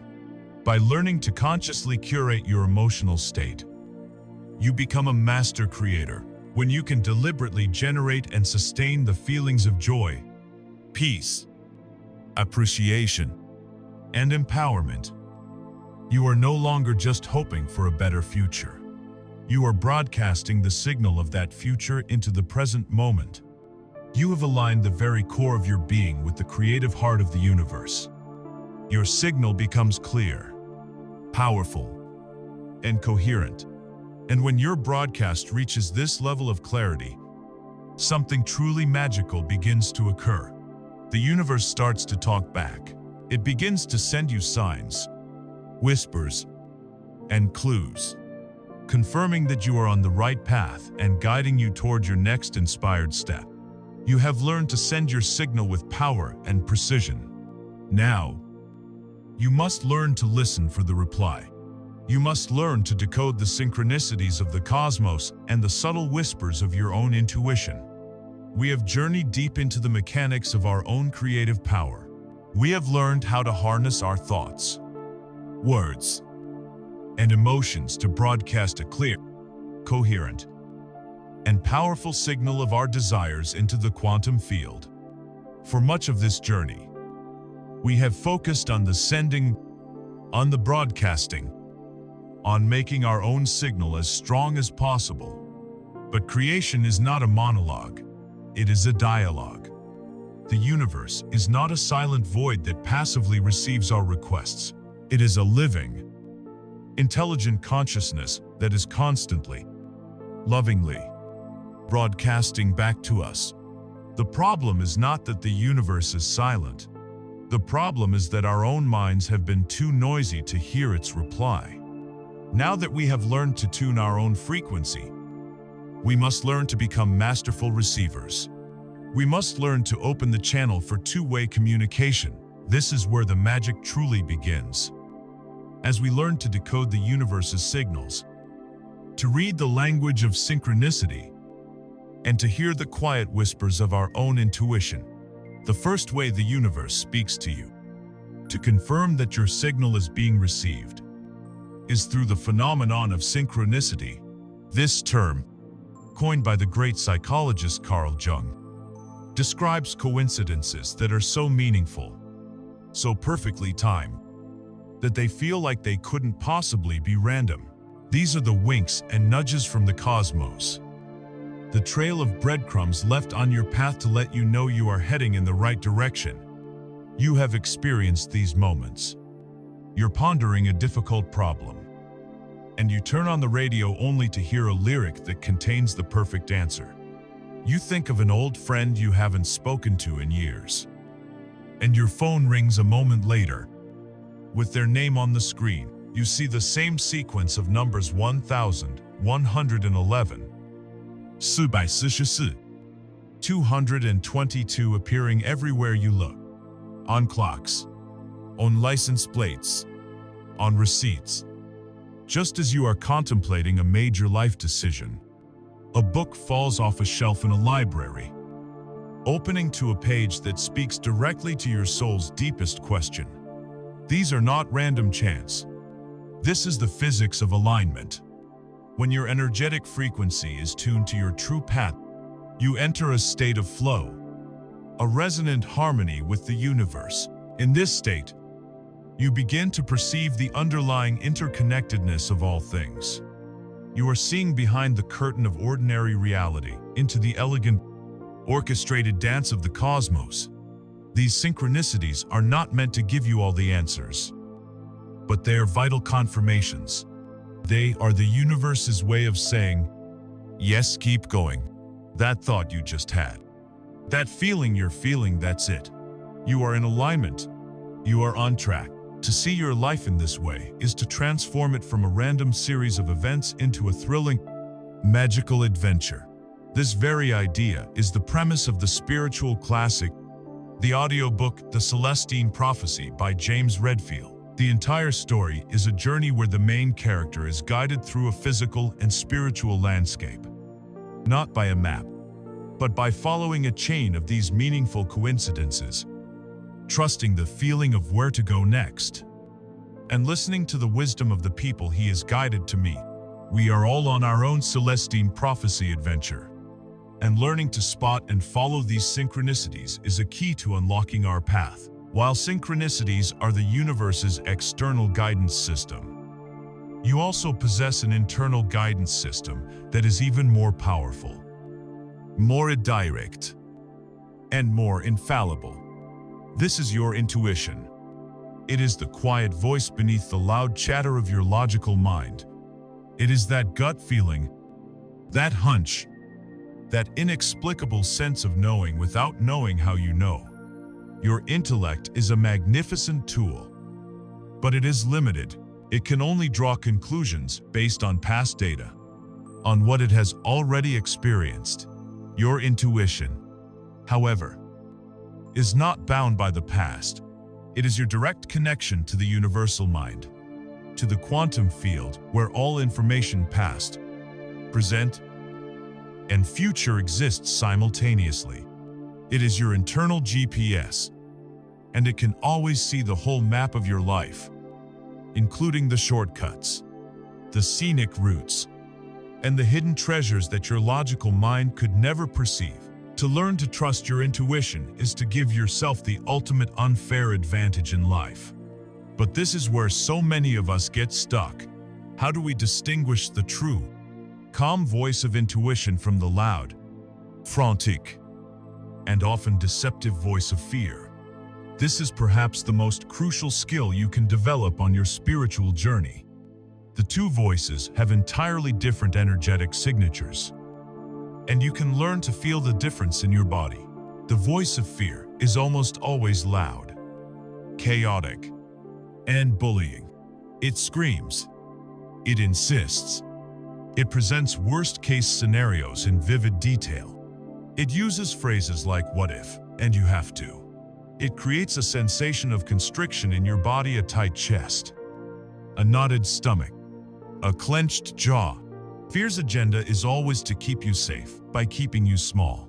The voice of intuition, on the other hand, is almost always quiet. It is a whisper, not a shout. It is calm, clear, and neutral. It often comes as a simple, peaceful knowing, a gentle nudge, or a feeling of rightness. It does not need to justify itself with logic. It simply states its truth. The feeling it creates in your body is one of expansion, of lightness, of resonance, of peace. Even if the intuitive guidance seems illogical or scary to your conscious mind, the feeling behind the guidance itself is one of calm certainty. Fear is about avoiding a loss. Intuition is about moving toward growth. Learning to pause and ask, what is the feeling behind this voice? Is it constricting or is it expanding? Is the key to discerning your true guidance. Like any muscle, your intuition becomes stronger with practice. You cannot expect to hear its whispers if your life is filled with constant noise and distraction. The first and most important practice is to cultivate silence. Dedicate time each day to be without your phone, without television, without podcasts, just you and your own being. This is what meditation is, the formal practice of quieting the mind enough to hear the wisdom that lies beneath it. Second, learn to ask your intuition direct questions.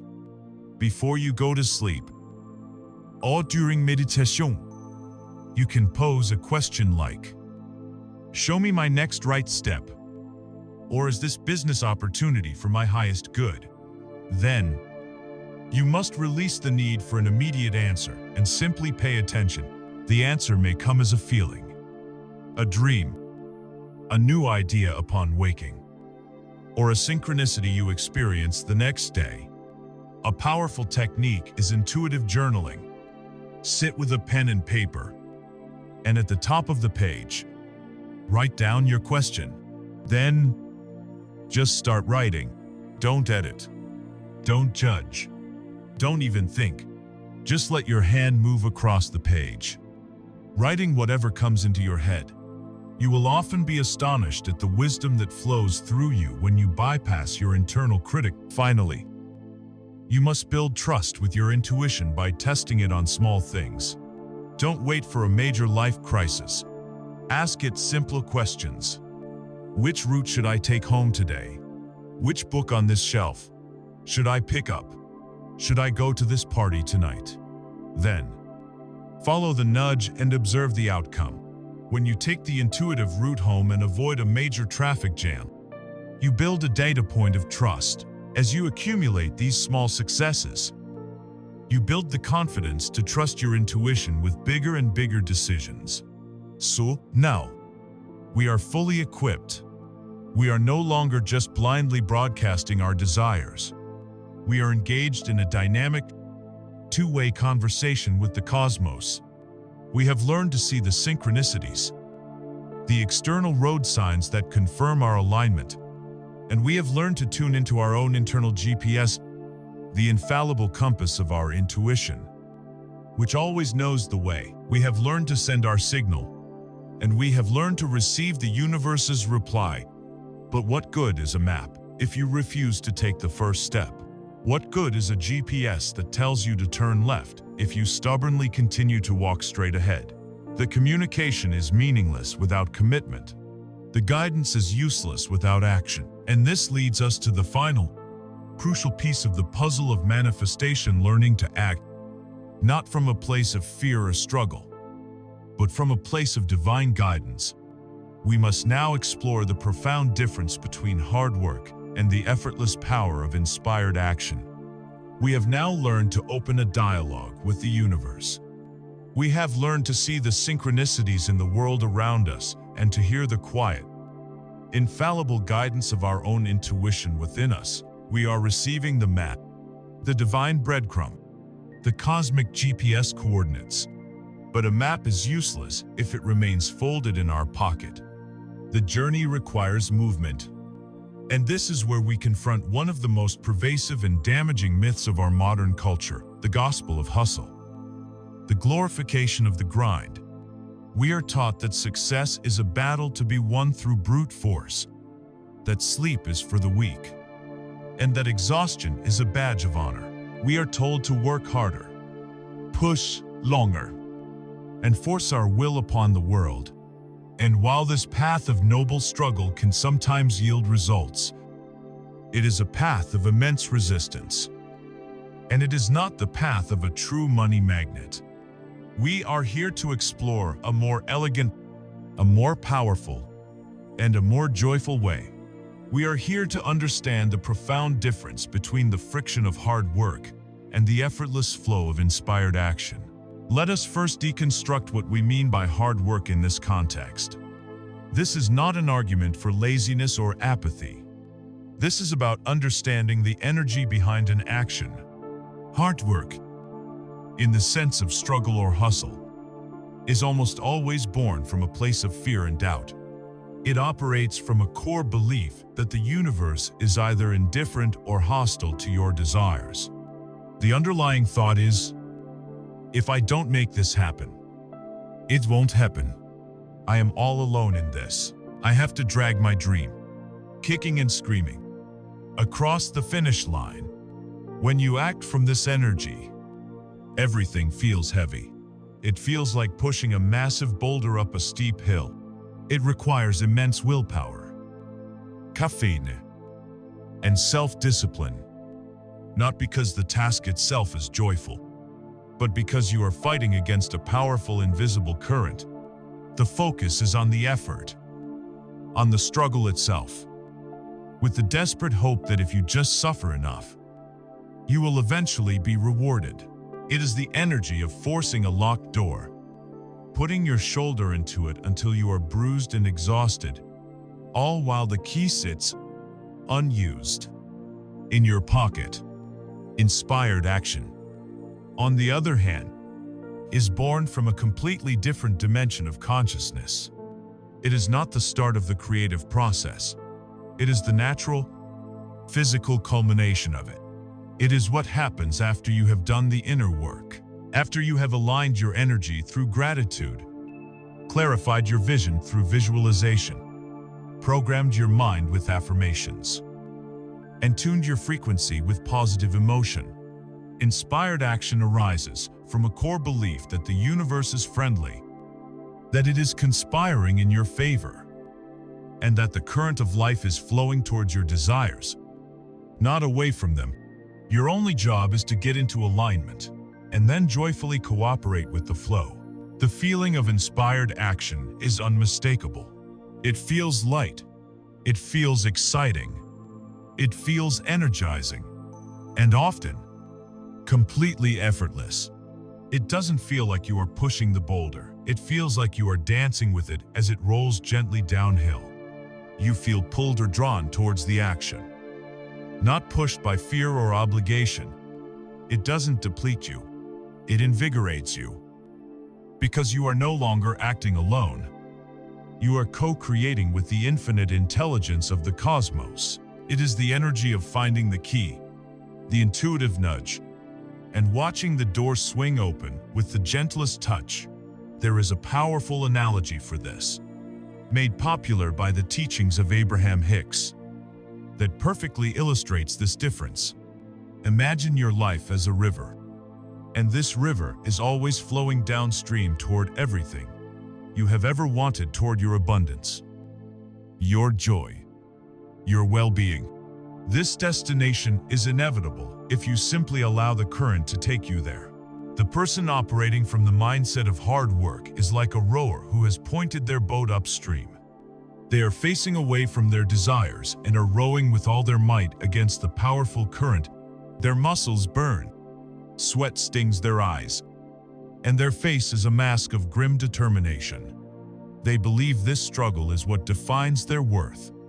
They might even make some slow, agonizing progress, inching their way upstream. But it is a state of constant, exhausting resistance. They are at war with the very river that is trying to carry them home. Now, imagine another rower. This person has done the inner work. They have understood the nature of the river. They have simply turned their boat around to face downstream, in the direction of their desires. They have aligned themselves with the current. Their oars are in the water, not for frantic paddling, But to be used as a rudder, they are moving swiftly, effortlessly. Carried by the same current the other rower is fighting. They are not struggling, they are steering.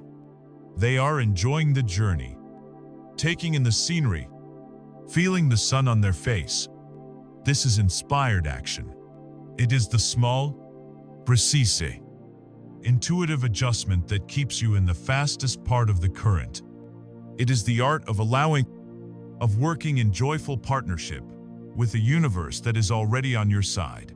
Both rowers may have the same destination, but their experience of the journey is worlds apart. One is a battle, the other is a dance.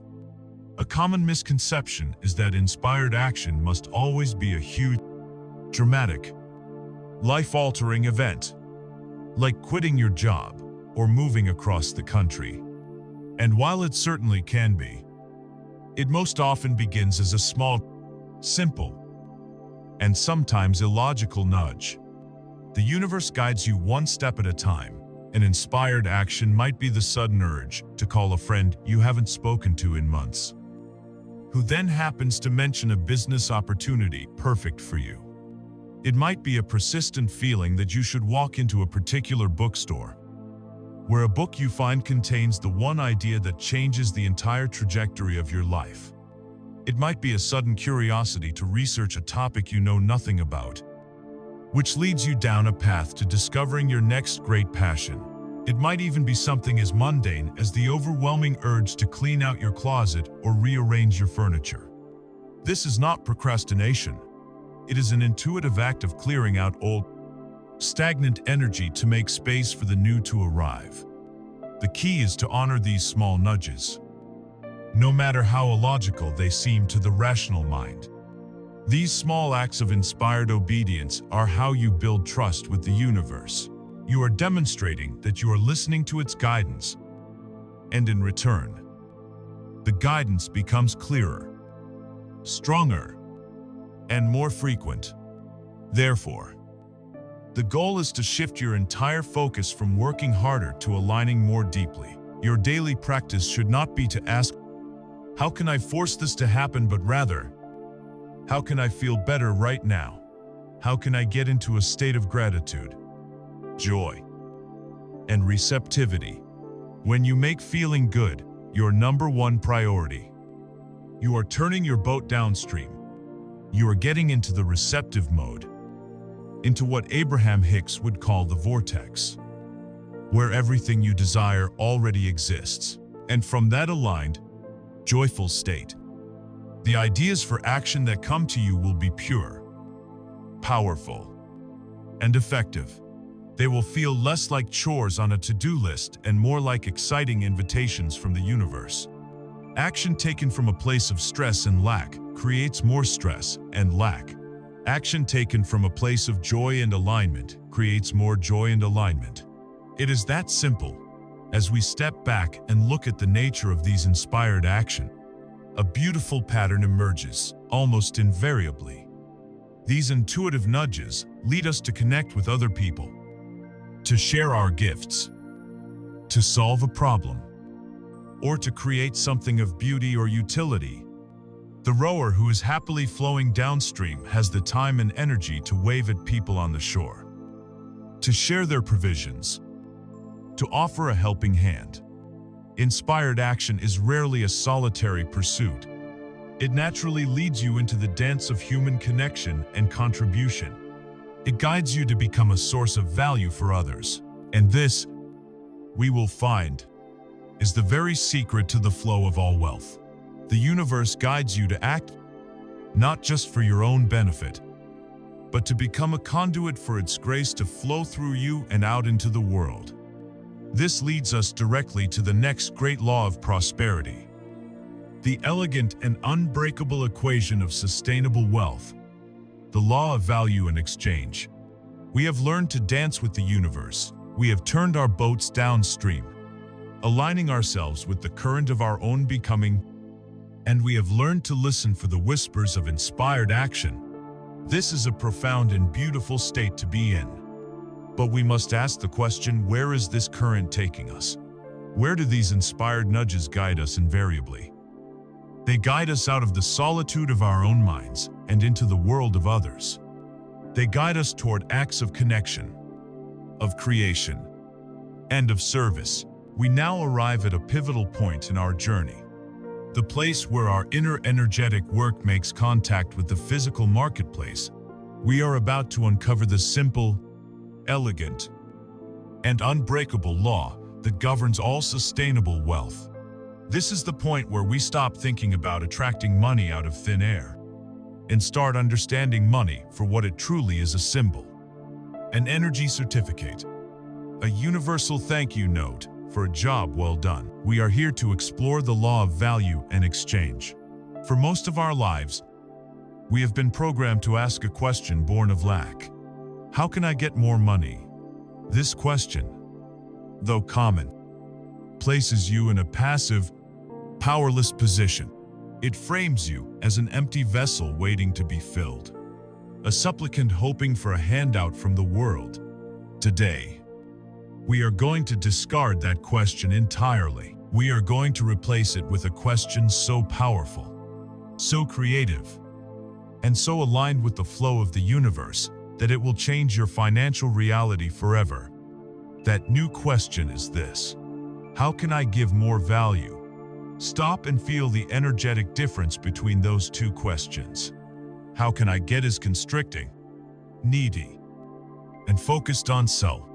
How can I give is expansive, generous, and focused on others.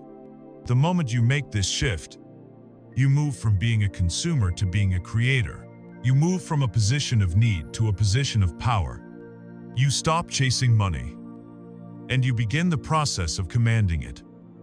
Because money does not flow to need, it flows to value. It is a natural consequence, a shadow cast by the light of a valuable contribution. To become a magnet for money, you must first transform yourself into an irresistible magnet for providing value. So, what is this value we speak of? It is not some vague, abstract concept. Value is simply anything that improves someone else's life. It comes in 1,000 different forms, and your unique form of value is waiting to be discovered. Value can be solving a problem. A software developer who writes code that streamlines a complex business process is creating value. A therapist who helps a client navigate their grief is creating immense value. Value can be providing a service that saves people their most precious, non-renewable asset, their time. A cleaner who gives a busy parent back their Saturday morning is a creator of value. A financial advisor who simplifies the world of investing is a creator of value. Value can be the creation of joy, beauty, and entertainment. A chef who prepares a meal that delights the senses. An artist who paints a canvas that soothes the soul. A musician whose song becomes the soundtrack to a memory. These are not frivolous pursuits. They are creators of emotional value, which is one of the highest forms of service to the human spirit. Value can be the sharing of knowledge, providing a shortcut to understanding that saves others years of trial and error. A teacher, a consultant, a mentor, an author of an audiobook. They are all in the business of creating value. Your job is not to invent a new form of value, but to discover which form you are most joyfully and naturally equipped to provide. To do this, you must become an archaeologist of your own soul. You must begin a gentle excavation to uncover the treasures that lie within you. Ask yourself these questions, and listen for the answers in the quiet of your heart. First, what do you love to do so much that you lose all track of time when you are doing it? This is your passion. Second, what do friends, family, and even strangers naturally ask for your help with? This is your natural talent. Perhaps people always come to you for advice on relationships, or for help decorating their homes, or for someone to listen without judgment. Third, what have your struggles taught you? What pain have you overcome that you could now help others navigate? Your deepest wounds often conceal your greatest gifts. Fourth, what problem in the world makes you angry? What injustice lights a fire in your belly? This is your purpose calling to you. Somewhere, in the intersection of your passion, your talent, your experience, and your purpose, lies your unique value proposition. This is the thing that only you can offer the world in your own unique way. The universe is not asking you to be someone else. It is begging you to be more of who you already are. And to have the courage to share that authentic self with the world. This entire philosophy is captured perfectly in a simple but profound modern parable. The audiobook The Go-Giver by Bob Burg and John David Mann. It tells the story of an ambitious young man named Joe, who is desperate for success, but always seems to be struggling. He is introduced to a legendary and beloved mentor who agrees to teach him the secrets to stratospheric success. The first and most important of these secrets is the law of value. The law simply states, your true worth is determined by how much more you give in value than you take in payment. This seems like a paradox. To receive more, you must give more. It runs contrary to every get-rich-quick scheme. But it is a fundamental truth of the universe. When you focus your energy, your creativity, and your actions on genuinely enriching the lives of others, on giving them an incredible experience, on solving their problems with excellence and care, a powerful force is set in motion. You build trust. You create loyalty. You generate goodwill that is more valuable than any marketing campaign. The money, the payment, ceases to be the goal. It becomes the natural, automatic, and happy result of a life and a business focused on service. The go-giver doesn't worry about getting. They are too busy enjoying the process of giving, and in doing so, they find they receive more than they ever thought possible. But providing immense value is only half of the equation. In The Go-Giver, we are also introduced to a second law, the law of compensation. This law states, your income is determined by how many people you serve and how well you serve them. This introduces the critical concept of scale. You can be the greatest chef in the world, providing immense value to the 50 patrons in your small restaurant each night. You will be compensated well and live a comfortable life. But to create stratospheric wealth, you must find a way to take that same value and scale it. Perhaps you write a cookbook, sharing your secrets with millions. Perhaps you create a YouTube channel, teaching your techniques to a global audience. Perhaps you develop a line of gourmet food products that can be sold in stores everywhere. You have not changed the quality of your value, but you have massively multiplied the reach of your value. Your compensation, therefore, expands to reflect the sheer number of lives you are touching. So the questions to ask yourself now are twofold. 1. What is the unique value I was born to give? And 2.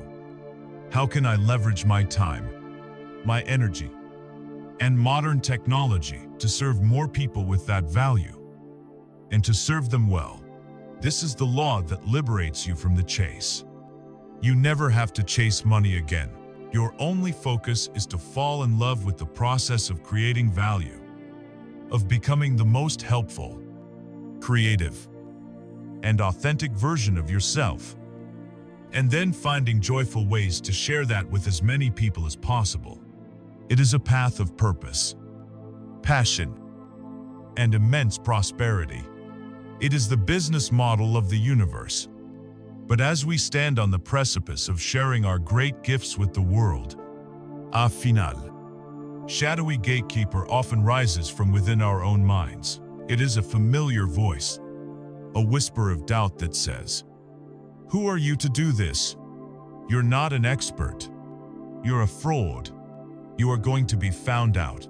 This insidious voice has kept more brilliant people playing small than any external obstacle. Before we can truly become the go-givers we are meant to be, we must confront this final guardian at the gate. We must learn to overcome the crippling power of the imposter syndrome. We have arrived at a crucial threshold. We have followed the current of inspired action and discovered the great secret of wealth to become a go-giver. A person whose primary focus is the creation and delivery of immense value. You have journeyed inward, excavated your unique gifts, and you now understand the contribution you are here to make. You are ready to share your talents, to solve problems, to create beauty, and to serve the world. But right as you are about to step onto the stage, a shadowy figure often appears at the last moment, grabbing you by the arm. It is a silent saboteur, a ghost that haunts the hallways of even the most accomplished and brilliant people. It whispers a chilling, paralyzing message into your ear. Who do you think you are? You're not a real expert. You're a fraud. And any minute now, everyone is going to find you out. This is the voice of the imposter syndrome. And it is the final, formidable gatekeeper that stands between you and the full expression of your prosperous potential. Let us be clear, if you experience this feeling, you are not alone. In fact, the feeling of being an imposter is often a perverse sign of intelligence and self-awareness. It is the curse of the capable. It is the quiet fear that you have somehow tricked the world into believing you are more competent than you feel inside. You get the promotion, and your first thought is not, "I earned this," but "I must have fooled them." You receive a glowing compliment on your work, and you dismiss it as the person just being nice, unable to see the glaring flaws that are so obvious to you. This is the core paradox of the imposter syndrome. It is a feeling of fraudulence that persists and even intensifies in the face of clear, external evidence of your success. It is a powerful internal narrative that discounts, deflects, and denies your own accomplishments, attributing them to luck, timing, or some form of cosmic error. But we must hold on to this truth as a lifeline. Imposter syndrome is a feeling, not a fact, and we are here to dismantle its power over you. Piece by piece. To do so, we must first understand its roots. This syndrome is often fed by three powerful undercurrents in our psyche. The first is perfectionism. The perfectionist lives by a brutal, all-or-nothing code. A project is either a 100% flawless masterpiece, or it is a complete and utter failure. There is no middle ground. This impossibly high bar ensures that you will almost always fall short. And each perceived shortcoming is then used as evidence to confirm your deepest fear. "See, I knew I wasn't good enough." You focus on the single typo in a 50-page report, ignoring the brilliance of the report itself. This isn't a noble pursuit of excellence. It is a self-inflicted wound, a way to keep yourself perpetually in a state of not quite good enough. The second root is the toxic habit of comparison. In our hyper-connected world, we are constantly drowning in the curated highlight reels of other people's lives. We scroll through feeds showcasing their triumphs, their perfect families, their successful business launches. We are comparing our raw, messy, behind-the-scenes process with all its doubts, struggles, and wrong turns to their polished, finished product. It's like comparing a film's chaotic movie set to its glamorous red carpet premiere. The comparison is fundamentally unfair, and it will always leave you feeling inadequate. You conclude that everyone else has it figured out, that they are naturals, while you are just fumbling in the dark. The third root is a deep, psychological failure to internalize your successes. People who struggle with imposter syndrome have an external locus of control for their victories. When something goes right, they believe it was because of outside factors. "I got lucky," or "the timing was just right," or "my team carried me." But when something goes wrong, they have a fiercely internal locus of control.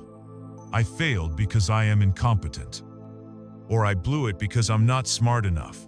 They refuse to let the good data in.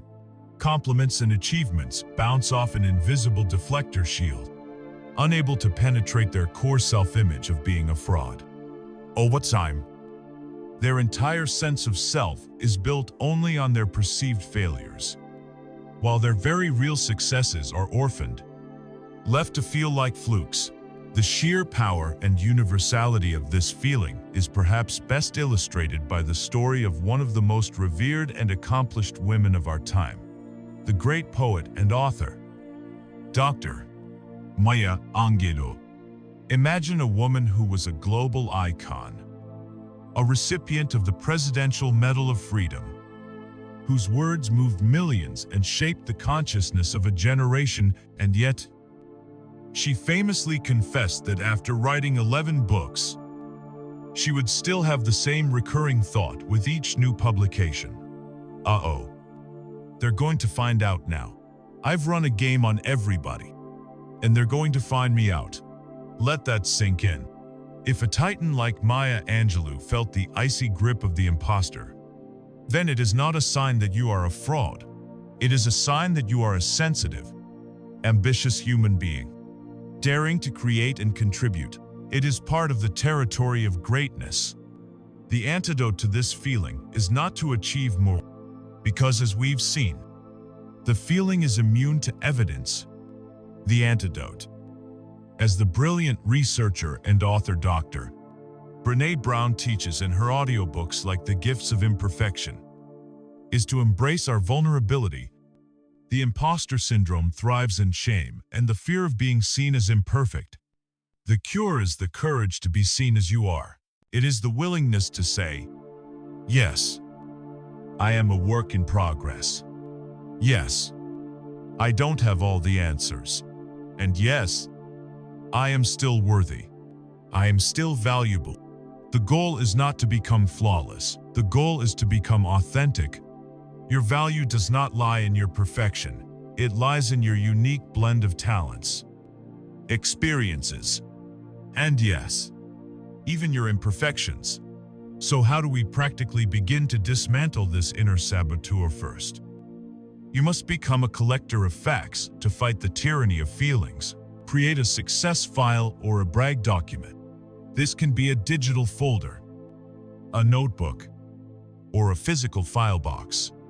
In it, you will save every single piece of positive feedback you receive, every email from a happy client, every text from a grateful friend, every performance review that highlights your strengths, every compliment from a colleague.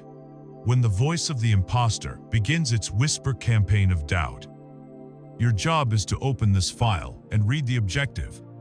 Factual data. You are fighting a feeling with facts, and facts are a powerful weapon. Second, you must reframe your relationship with failure. Stop seeing it as a verdict on your worth, and start seeing it as data. A scientist whose experiment fails does not conclude, I am a terrible scientist. They conclude, okay, that hypothesis was incorrect. What did I learn? What's the next experiment? Adopt this mindset. Every setback, every mistake, every no is simply data that is guiding you toward a more effective approach. It is not a reflection of your identity. Third, you must actively fight perfectionism with the powerful mantra, done is better than perfect.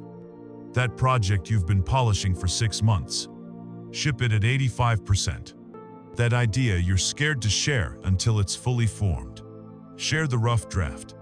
Taking imperfect action builds momentum and creates feedback loops. It proves to you that the world will not end if your work isn't flawless. In fact, it often rewards you for your courage and authenticity. Finally, and most importantly, you must break the silence. Imposter syndrome thrives in isolation. It wants you to believe that you are the only one who feels this way. The moment you share your feeling with a trusted friend, mentor, or peer, its power begins to dissolve. Hearing the words, "Oh my God, I feel that way all the time," is one of an incredibly healing and bonding experience. It takes the feeling from being a personal, shameful secret and transforms it into a shared, universal human experience. Overcoming the imposter syndrome is the final internal key to unlocking your value. It is the act of aligning your inner self-perception with the outer reality of your gifts. When you can stand confidently in your worth, you stop hiding, you stop discounting, and you stop apologizing for your own light. You begin to share your value freely, to charge for it appropriately, and to receive compensation with gratitude instead of guilt. And this profound internal shift has a powerful, tangible effect on your external world. A person who truly values themselves begins to subconsciously curate an environment that reflects and supports that value. Having claimed your inner worth, the next logical step is to build an outer world that matches. We must now learn how to consciously craft a prosperous environment. We have stood face to face with the inner gatekeeper, the imposter syndrome, and we have begun the courageous work of owning our value. This internal shift, this claiming of your inherent worth, is the single most important step in becoming a magnet for wealth. But now, we must ensure that the world you inhabit is a reflection of this newfound worth. Think of yourself as a rare and magnificent oak tree. You have done the deep work on your roots, healing your past. You have strengthened your core, your sense of self, but even the strongest oak cannot reach its full, majestic potential if it is planted in a tiny pot filled with toxic soil. Your environment, your home, your workspace, the people you surround yourself with, is the soil in which you grow. It is not a passive backdrop to your life. It is an active participant, constantly feeding you energy or draining it away. To solidify your new identity as a prosperous and valuable being, you must become the conscious, deliberate architect of an environment that supports, nourishes, and amplifies that identity. Let us begin with your physical space. The ancient art of Feng Shui is built upon a simple, profound truth. Your outer world is a mirror of your inner world. Energy, or qi, needs to flow freely through your life and your home for opportunity and prosperity to arrive. When your space is filled with clutter, this energy becomes stagnant. That pile of unopened mail on your counter, it's a physical manifestation of procrastination and overwhelm. That closet so jam-packed with old clothes you never wear that you can't even close the door. It's a symbol that there is no room in your life for the new to enter. A messy desk, a chaotic bedroom, a disorganized office. These are not just signs of untidiness. They are energetic dams, blocking the flow of clarity, peace, and wealth. The simple act of clearing clutter is a powerful spiritual practice. As you clean your space, you are simultaneously cleaning the cobwebs from your own mind, creating a clear channel for inspiration and abundance to flow through. But this goes deeper than just clutter. Look around your home at the things that are broken, the leaky faucet that drips constantly, the clock with the dead batteries, the burned-out light bulb in the hallway. Each of these small, broken items is a tiny, persistent broadcast of neglect into your subconscious. They are constant, low-grade reminders of brokenness and scarcity. Fixing these tolerations is a powerful declaration to the universe. It says, I am the steward of a world that is whole, functional, and well cared for. I am worthy of living in an environment that works. And then, there is the emotional clutter. These are the objects that may not be messy or broken, but they hold a toxic, energetic charge. That expensive vase given to you by an ex-partner that reminds you of a painful breakup. That piece of furniture you inherited that you've always hated, but keep out of guilt. These objects are not inert. They are energetic anchors, tethering you to past pains and negative emotions. You must have the courage to release them. The energetic clarity you will gain by letting them go is worth far more than any monetary value they might hold. There is a beautiful philosophy for this, brought to the world through the audiobook, The Life-Changing Magic of Tidying Up by Marie Kondo. Her method is not just about organizing. It is about curating your life based on a single radical question. Does it spark joy? You are instructed to hold each object in your hands and feel its energy. The question is not, is this useful or did this cost a lot of money, but rather, how does this make me feel? This is a revolutionary way to interact with your environment. Now, let us take this profound question and expand it beyond the objects in your home to every corner of your life. Look at the people you spend your time with. Your social environment. Ask of each major relationship, does this person spark joy? Do I feel uplifted, inspired, and energized after spending time with them? Or do I feel drained, anxious, or small? Look at your information diet, the social media accounts you follow, the news you consume, the podcasts you listen to. Ask, does this content spark joy? Does it empower me and fill me with a sense of possibility, or does it spark fear, outrage, and comparison? Look at your habits and obligations, the committees you sit on, the social events you attend. Ask, does this commitment spark joy, or am I doing this out of a sense of guilt and obligation? The spark joy question is a compass for a high-frequency life. It gives you permission to become the ruthless curator of your own peace and prosperity. To declutter not just your closet, but your entire existence.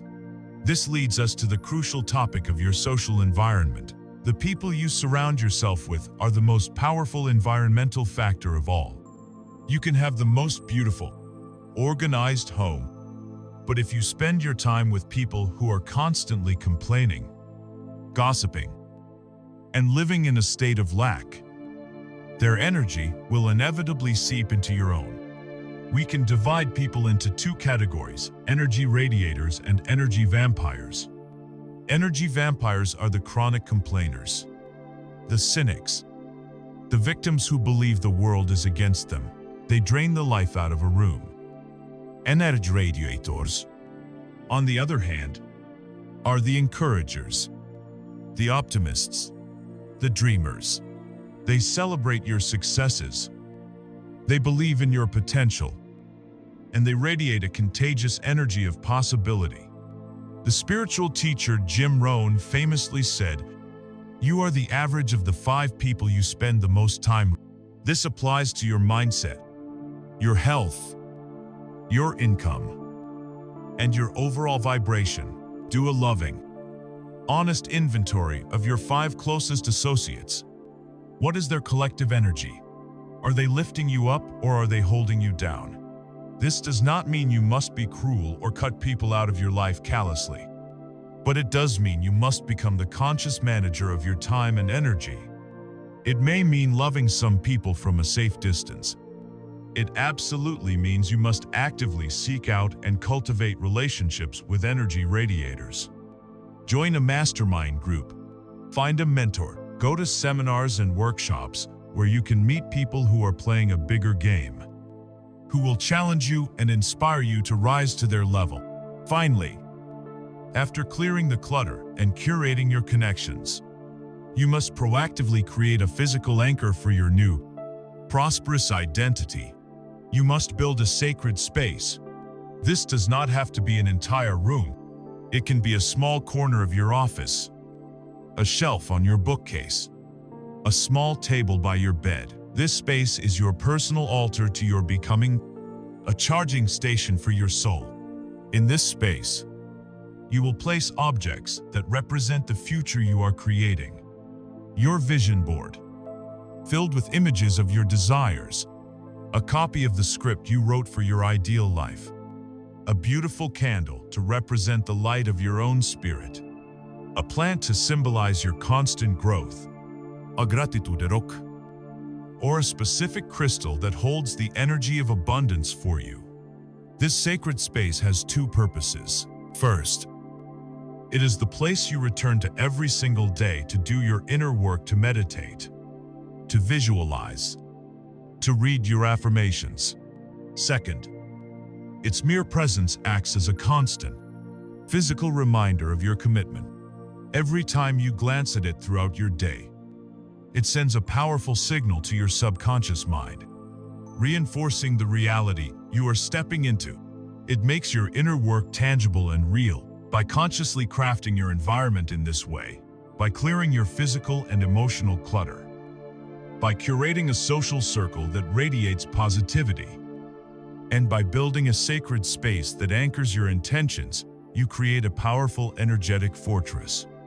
Your outer world now begins to sing in harmony with your inner world. You have built an incubator for your dreams, a greenhouse where the seeds of your desires can sprout and grow, protected and nourished. But even the strongest fortress will face the test of storms. Even the most well-tended garden will be challenged by weeds and weather. Creating a supportive environment does not make you immune to life's challenges. It makes you resilient enough to face them. Now that your environment is aligned and your foundations are strong, we must turn our attention to the inevitable obstacles that will arise to test the strength of your new consciousness. We must learn to see these challenges not as roadblocks, but as opportunities in disguise. We have meticulously crafted our inner and outer worlds. We have done the deep work of healing, aligning, and creating a prosperous environment that reflects our newfound sense of worth. We are vibrating at a new frequency. Our intentions are clear, and we are confidently taking inspired action. And then, it happens. A client says no. A project fails. A market shifts. En unexpected expense derails our plan. We hit a wall. A formidable and painful obstacle. In this moment, the old voices of doubt can rush back in with a vengeance. See, I knew it was too good to be true. This stuff doesn't work. I'm just not meant to be successful. This is a critical juncture, a test of faith that separates the dabbler from the master. For what you are experiencing is not a punishment. It is not a sign that you have failed. It is, in fact, a sacred and necessary part of your journey. You are not being blocked. You are being sculpted. The universe has not abandoned you. It has enrolled you in a masterclass. Welcome to the blessing of obstacles and the profound art of reframing failure. The first and most radical truth we must integrate is this: there is no such thing as failure. There is only feedback. The word failure is a harsh, final judgment passed by the ego. It is a dead end, but the universe never deals in dead ends. It deals in detours. It deals in data. It deals in course corrections. When you are using a GPS to navigate to a new destination and you take a wrong turn, the device doesn't flash failure on the screen and shut down. It calmly says, recalculating, and seamlessly offers you a new path. The obstacles and so-called failures in your life are your cosmic GPS, calmly saying, recalculating, that business that didn't get off the ground. It was feedback, providing you with invaluable data about the market, your strategy, or a skill you still need to develop, that investment that didn't pan out. It was feedback, teaching you a crucial lesson about risk and due diligence. To see every setback not as a verdict but as valuable data is to transform yourself from a victim of circumstance into a student of life. Always learning, always adapting, always growing wiser. This perspective is beautifully illustrated by a modern legend and an ancient philosophy. Consider the story of J.K. Rowling. We see her now as a global icon of success, but her path was paved with obstacles. She was a single mother, struggling to get by, pouring her entire heart and soul into a story about a boy wizard. When she finally finished the manuscript, she was rejected. And not just once. She was rejected by 12 different publishers. Imagine the weight of that 12th no. From the perspective of failure, this was a clear sign to give up. But from the perspective of the universe, each rejection was an act of divine protection. Those publishers were not the right guardians for her creation. The universe was saying, "Not them. Not yet." It was protecting her story until it could land in the hands of the right editor at the right company who would see its true potential and give it the global launch it deserved. Each obstacle was not a barrier to her success, but a necessary waypoint on the path to her success. This resilience is the very core of the ancient philosophy of Stoicism, practiced by great men like the Roman Emperor Marcus Aurelius.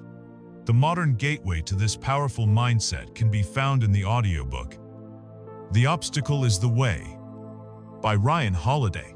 The Stoics taught that while we don't control the events of our lives, we have absolute dominion over our perception of those events. The central tenet is this: the impediment to action advances action. What stands in the way becomes the way. The obstacle is not something to be avoided or cursed. It is the raw material for our triumph. The rejection letter becomes the fuel for our determination. The financial loss becomes the catalyst for our financial education. The unfair criticism becomes the stone upon which we sharpen our character. The Stoic does not pray for a life without obstacles. They pray for the wisdom and the strength to transform every obstacle into a stepping stone. This leads us to a deeply comforting spiritual principle. Cosmic rejection is often divine protection. Our human perspective is incredibly limited. We stand before a single closed door and we despair, believing our path is blocked forever. But the universe sees the entire infinite hallway of possibilities. It knows that behind the door you so desperately wanted to open lies a mediocre outcome, a dead-end job, a problematic business partnership. And so, in its infinite wisdom and love for you, it closes that door, so that you will be guided to another door further down the hall, behind which lies an extraordinary outcome that you couldn't have even conceived of from your limited vantage point. A child will cry when a loving parent takes away a sharp and shiny knife. The child, in their limited understanding, only sees the loss of the desired object. The parent sees the bigger picture, the inherent danger, and is acting to protect the child from a harm they cannot yet comprehend. The universe is often that loving parent, trusting that a no is often a strategic and loving redirection toward a much bigger yes, is a profound act of faith that will grant you immense peace and resilience. Furthermore, we must understand that obstacles are the very instruments of our growth. A path without challenges creates a weak, complacent, and uncreative traveler. It is the constant pressure on a piece of coal that creates a diamond. It is the struggle of the butterfly to break free from its chrysalis that gives its wings the strength to fly. If the butterfly were helped by having the chrysalis cut open for it, its wings would be too weak, and it would never soar. Do not curse the challenges that force you to strengthen your wings. Obstacles demand that we innovate. When our initial plan fails, we are forced to dig deeper, to think differently, to access a level of creativity we didn't know we possessed. Your most brilliant idea will often be the plan C you devised after plan A and B fell apart. Obstacles also forge our character. They test our commitment to our vision. They burn away the parts of us that are not truly dedicated. When you are faced with a significant barrier, you are forced to answer the question, how much do I really want this? Overcoming that barrier solidifies your resolve and proves to yourself and to the universe that you are worthy of the prize. This brings us to a powerful modern concept, that of becoming anti-fragile. As explained by the author Nassim Nicholas Taleb, the opposite of fragile is not robust. It is anti-fragile. A fragile teacup shatters when dropped. A robust steel bar withstands the drop and remains the same. But an anti-fragile system, like the human immune system, actually gets stronger from being exposed to stressors and shocks. When you are exposed to a pathogen, your immune system doesn't just survive, it creates antibodies, making you more resilient to future attacks. This should be your new identity. You are not a teacup, hoping to avoid the bumps of life. You are not even a steel bar, merely enduring them. You are an anti-fragile system. Every obstacle you overcome, every problem you solve, every rejection you endure does not just fail to break you, it makes you stronger, smarter, and more capable. You learn to metabolize failure, to use the energy of your setbacks as fuel for your growth. This is the ultimate alchemy, transforming the poison of adversity into the potion of your own evolution.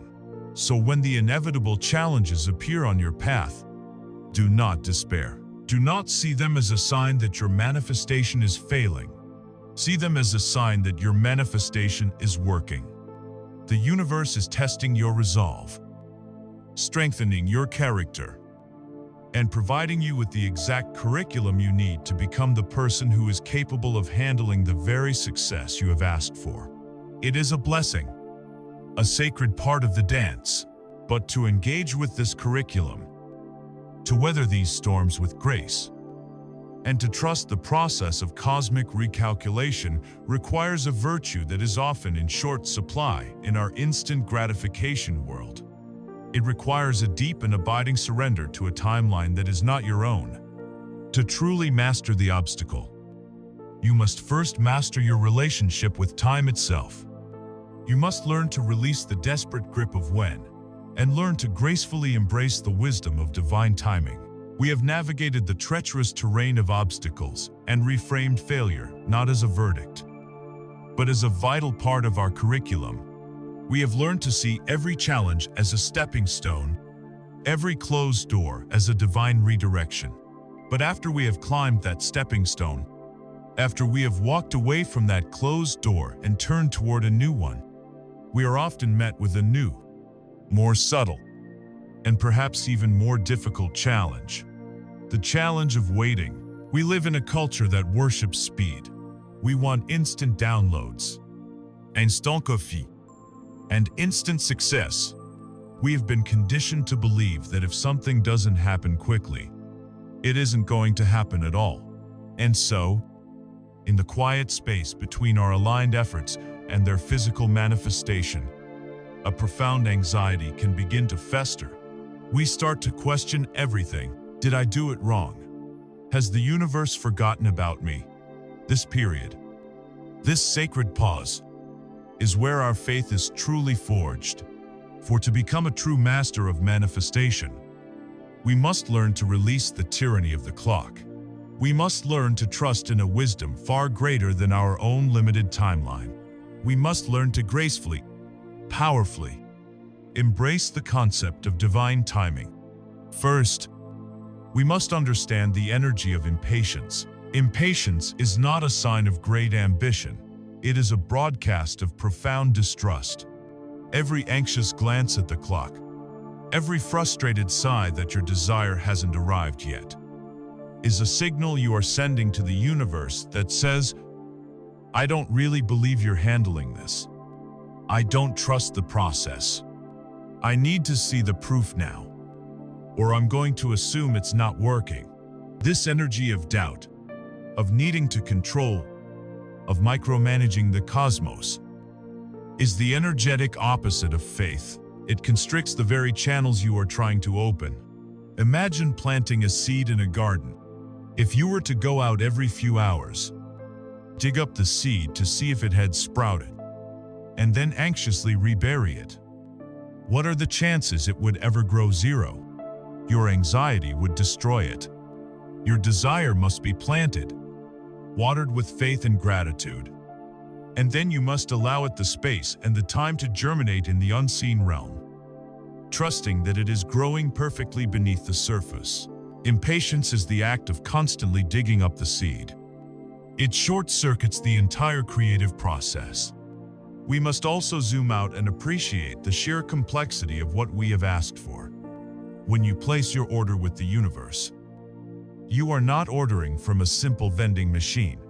You are commissioning a grand, cosmic symphony. Imagine you have asked for a magnificent life partner. The universe, the master conductor, has heard your request and is now at work, arranging an infinite number of variables to bring this to you in the most perfect way. It is coordinating schedules, arranging chance encounters, inspiring friends to make introductions. It is helping your future partner finish a chapter of their own life, so they will be ready for you. It is orchestrating a million moving parts that are completely invisible to you. Your impatience is like running onto the stage in the middle of this grand orchestration, grabbing the conductor by the lapels and screaming, "Where is my partner? I want them now." If you were to somehow force the issue, you might get a version of what you asked for, but it would be a discordant, out-of-tune version, not the beautiful symphony you truly desire. Releasing your grip on when and how is an act of profound humility. It is admitting that you, with your limited view, cannot possibly see the whole picture. It is trusting that the divine conductor knows exactly what it is doing and is arranging a masterpiece on your behalf. There is a timeless parable that perfectly illustrates this principle. The story of the Chinese bamboo tree. A farmer plants a tiny bamboo seed in the ground. He waters it, fertilizes it, and tends to the soil every single day. 1 year passes. Nothing appears above the ground. He continues his daily ritual of care and faith. A second year passes. Still nothing. His neighbors begin to mock him, telling him he is wasting his time on a dead seed. He ignores them and continues to water the barren patch of earth. A third year passes. A fourth. Still. Not a single green shoot. A lesser person would have given up, convinced of their failure. But the farmer continues to tend the soil. Then, in the 5th year, something miraculous happens. A tiny shoot pokes through the earth, and in the space of just 6 short weeks, the bamboo tree explodes towards the sky, growing to a breathtaking height of 90 feet. The critical question is this: was the bamboo tree doing nothing for those first 4 years? Of course not. It was growing, but its growth was invisible. It was happening underground, silently, diligently building a massive, complex, and powerful root system, a foundation strong enough to support its spectacular and sudden upward growth. Without those 4 years of foundational work, the bamboo could never have sustained its magnificent height. It would have simply toppled over. And so it is with your dreams. That period where you are doing the work, holding the vision, and seeing no outward results. That is your bamboo tree time. That is when the universe is helping you build your foundation.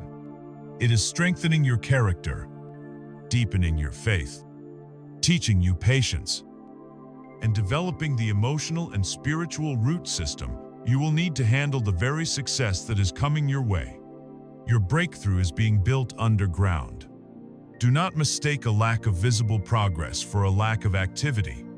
Embracing this reality means you must redefine the waiting period. This is not a time for passive waiting. It is a time for active trust. It is not about giving up and sitting on the couch, hoping your desires will fall into your lap. That is abdication, not faith. Active trust means you continue to do your part with diligence and joy, while releasing the outcome to the universe. Your part is not to worry, or to force, or to manipulate. Your part is to tend to the soil of your own vibration. You continue your daily practices. You meditate. You visualize. You express gratitude for what you already have, and for what is on its way. You continue to listen for and act upon the small, inspired nudges you receive each day. Not because you expect them to be the final step, but simply because it feels good and right to take them. You do your part, and you trust that the universe is doing its part. You water the ground, and you let the seed do its own mysterious work in its own perfect time. This ultimately leads to the highest form of spiritual surrender, the release of attachment to the hut. Our logical minds love to create a neat, linear plan for how our desires will manifest. We decide it must come through this specific job, or this specific business venture, or this specific person. When that one pathway doesn't work out, we fall into despair, believing our dream is dead. But our limited minds can only see plan A. The infinite intelligence of the universe is working with a plan G, a plan Q, and a plan Z.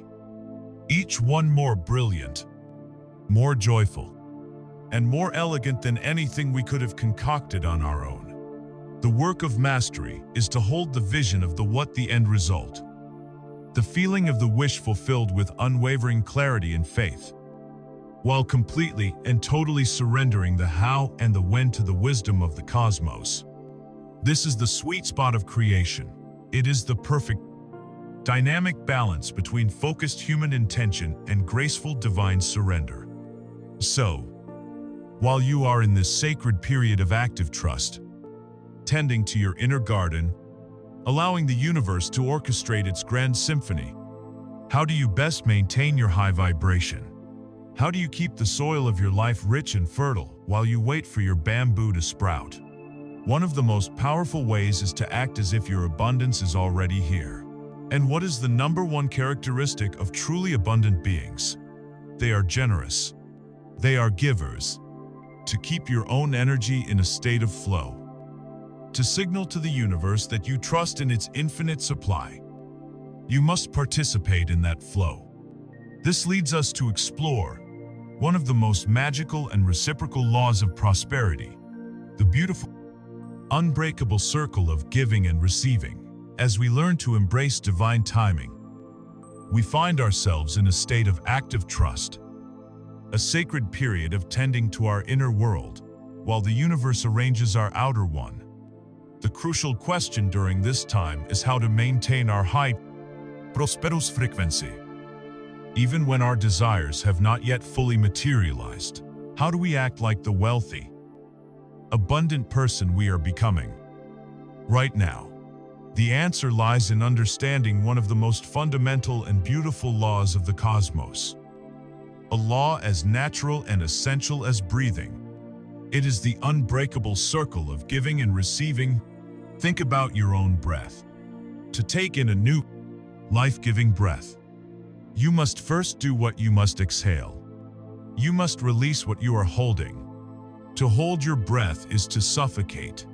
Life is in the constant, effortless exchange, the flow of all abundance in the universe, all money, all love, all opportunity operates on this exact same principle.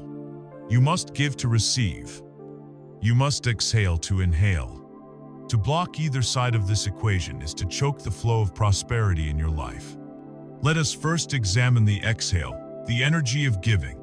Our culture often associates giving with sacrifice, with a sense of loss. But this is a perspective born of lack. Sacrifice feels painful, depleting. It comes from the belief that I am giving away what little I have, and now I will have less.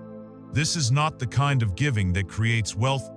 True, magnetic giving comes from a place of abundance. It is a joyful, expansive act rooted in the belief that I have more than enough, and I am delighted to share the overflow. The universe responds not to the size of the gift, but to the feeling behind it. A single dollar, given with a heart full of joy and trust, has more creative power than $1 million given with resentment or for public recognition. Your feeling is the signal. A gift given from a sense of abundance broadcasts the powerful frequency of I have more than enough, to which the universe must respond by giving you even more. We must also broaden our definition of what it means to give. It is not just about money. You can be a powerful giver, a creator of immense value, right now. Regardless of your financial situation, you can give your focused time and attention to a friend in need. You can give your knowledge and expertise to mentor someone just starting on their path. You can give the simple, priceless gift of kindness, a genuine compliment to a stranger, a heartfelt thank you to a service worker, a warm smile to someone who looks like they are having a bad day. You can give appreciation, which is the act of seeing and acknowledging the value in others. When you become a fountain of generosity in all these forms, you are creating a powerful energetic vacuum. You are telling the universe that you are a source, a channel, not a dead end, and nature abhors a vacuum. The universe will rush to fill the space you have created, often showering you with abundance from completely unexpected directions. There is a powerful ancient parable that illustrates this law perfectly. It is the story of the two seas in the land of Israel. The first is the Sea of Galilee. It is a beautiful, vibrant body of water. Its waters are fresh and clear, teeming with fish, lush vegetation, and thriving communities dot its shores. Life flourishes in and around the Galilee. Why? Because it receives fresh water from the River Jordan, and then it freely gives that water away, allowing it to flow out from its southern end to nourish the lands below. It is a conduit. It is a channel for life-giving flow. Then, further south, there is the second sea, the Dead Sea. It also receives the very same fresh, life-giving water from the River Jordan, but it has no outlet. It greedily hoards every drop it receives. It refuses to give, and what is the result? The water becomes stagnant, hypersaline, and toxic. It is devoid of all life. No fish can survive in its waters. No trees can grow on its shores. It is a symbol of death and stagnation, all because it only knows how to receive. The lesson is clear and profound. We must choose to be a Sea of Galilee, not a Dead Sea. To be a source of life in abundance, we must allow the blessings of the universe to flow to us and then through us. To hoard what we receive is to create stagnation and energetic death in our own lives. To be prosperous is to be a conduit. This brings us to the other half of the unbreakable circle, the part that is often surprisingly difficult for many good-hearted people, the lost art of graceful receiving. Many of us have been taught that it is somehow more noble or virtuous to give than to receive. This belief can cause us to become terrible receivers. When someone pays us a compliment, we deflect it or downplay it. When someone offers us a gift, we feel a pang of guilt or unworthiness. When someone offers to help us, our first instinct is to say, "No, no, I'm fine." This is not humility. It is an unconscious act of energetic arrogance. It breaks the circle. It denies the giver the joy of their own giving. When you refuse to receive, you are essentially telling the universe, "No, thank you. I am not worthy of your gifts. Send them to someone else." And the universe, honoring your choice, will oblige. Learning to receive is a critical spiritual practice. It is the sacred inhale. When someone offers you a compliment, the most spiritual response is to simply look them in the eye, smile, and say, with a full heart, "Thank you. I received that." That's it. You are honoring their gift and completing the energetic circuit. When someone buys you lunch, receive it with joy and gratitude, knowing that you are allowing them to experience the pleasure of giving. Challenge yourself to become an excellent receiver. For 1 week, make it your practice to graciously accept every compliment, every small offer of help, every kind gesture that comes your way, without deflecting, diminishing, or feeling the need to immediately reciprocate. This simple practice will radically expand your capacity to receive abundance in all forms. For those who wish to turn this principle into a structured, disciplined practice, we can look to the ancient tradition of tithing. While often associated with religion, tithing can be viewed as a profound spiritual technology for cultivating an abundance mindset. The practice typically involves giving away the first 10% of your income, freely and joyfully, to a person, place, or institution that provides you with spiritual nourishment and inspiration. This could be a church, a spiritual teacher, a charity whose mission you believe in, or even an artist whose work uplifts your soul. The act of tithing is a powerful declaration of faith. It reverses the scarcity-based logic of, "I will give when I have more." Instead, it proclaims, "I will give now, from the first fruits of what I have, to demonstrate my unwavering trust in the infinite, abundant source of the universe. I am so confident that I will be provided for that I can give from the top, not from the leftovers." It is a conscious choice to act as a Sea of Galilee, a powerful commitment to being a channel for the flow. Ultimately, we must understand that prosperity is not a thing you acquire. It is a current you participate in. It is a constant, dynamic circulation of energy moving to you and through you, out into the world, and then back to you again, multiplied. By mastering both the joyful exhale of giving and the graceful inhale of receiving, you step out of the frantic mindset of trying to get wealth. You stop being a stagnant reservoir and you become a living, breathing conduit for abundance itself. This state of being, where the circulation of value is as natural and effortless as your own breath, is the hallmark of someone who has moved beyond simply practicing the techniques of prosperity and has begun to truly be prosperity.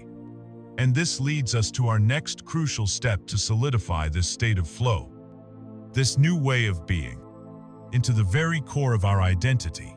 We must now learn how to fully embody our wealth identity. We have traveled through the very landscape of our own consciousness. We have healed the wounds of the past, mastered the creative power of our minds, and learned to dance in the unbreakable circle of giving and receiving. Each step has been a technique, a practice, a form of spiritual doing. But now, we arrive at the final and most profound transformation, the point where all doing ceases, and a new state of being begins. This is the graduation. It is the metamorphosis of the caterpillar into the butterfly. The caterpillar spent its life doing the work of eating and growing, but its destiny was not to be a better caterpillar. Its destiny was to dissolve its old form entirely and be reborn as something new, something capable of flight. Our journey is the same. The ultimate goal is not to become better at attracting wealth. It is to so fully integrate the consciousness of abundance into our very cells that we become wealth.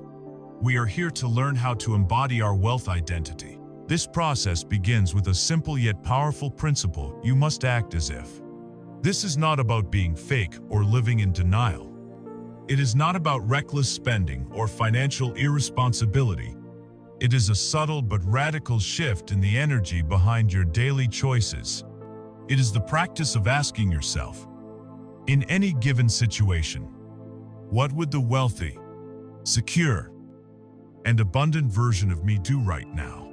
And then, you do that. You begin to rehearse your future self into existence through a series of small, seemingly insignificant decisions. For example, you are at a cafe. The scarcity version of you, driven by a lifetime of lack, automatically scans the menu for the cheapest coffee. The abundant version of you, however, doesn't look at the prices first. They ask, what do I truly want? What would bring me the most joy? And they order that. Whether it's the simple black coffee or the fancy latte, they then savor every sip, feeling the deep sense of freedom and choice. The price difference may be negligible, but the energetic statement is monumental. You are choosing from a place of pleasure and abundance, not from a place of restriction and fear. Consider how you dress. The scarcity self buys clothes that are good enough or on sale, even if they don't truly love them, filling their closet with bargains that don't make them feel amazing. The abundant self would rather have fewer things of higher quality. They would invest in one beautiful jacket that makes them feel powerful and confident, rather than 10 mediocre ones. This isn't about consumerism. It's about signaling your own worth to yourself and to the universe. When you treat yourself like a valuable person, the world has no choice but to follow your lead. The same goes for how you tip at a restaurant, how you give gifts, how you decorate your home. In every decision, you have a choice to act from the memory of your past lack, or to act from the vision of your future abundance. Each time you choose abundance, you are casting a vote for your new identity. You are literally acting your way into a new state of being. Alongside your actions, you must transform your language, for your words are the garments your identity wears. You must eliminate the vocabulary of poverty from your life. The most common and most destructive of these phrases is, "You can't afford it." These 4 words are a declaration of powerlessness, a prison sentence you pass upon yourself. You must replace them with a statement of power and choice. I choose not to spend my money on that right now. Feel the difference. The first is the statement of a victim. The second is the statement of a CEO of their own life. One is lack, the other is choice. Pay attention to the subtle ways you speak about money and work. Do you say, "I've got to go to work"? This implies servitude. Try shifting it to, "I get to go create value and receive abundance today." This implies opportunity. When something seems overpriced, instead of saying, "That's too expensive," try, "The value isn't a match for the price for me at this time." You are no longer making a judgment about the object, but a choice about your own allocation of resources. This isn't about playing semantic games. It is about reprogramming your subconscious mind, which takes every word you say as a literal command. This process of becoming someone new is not just a psychological exercise, it is a biological one. The brilliant scientist and author Dr. Joe Dispenza, in his revolutionary audiobook, Breaking the Habit of Being Yourself, explains exactly how this works at a cellular level. His work teaches us that our personality creates our personal reality. If you want to change your reality, you cannot do it with the same personality that created your old one. You must, quite literally, break the habit of being your old self. He explains that our repetitive thoughts and feelings over the years create deeply ingrained neural pathways in our brains and condition our bodies to live in certain chemical states.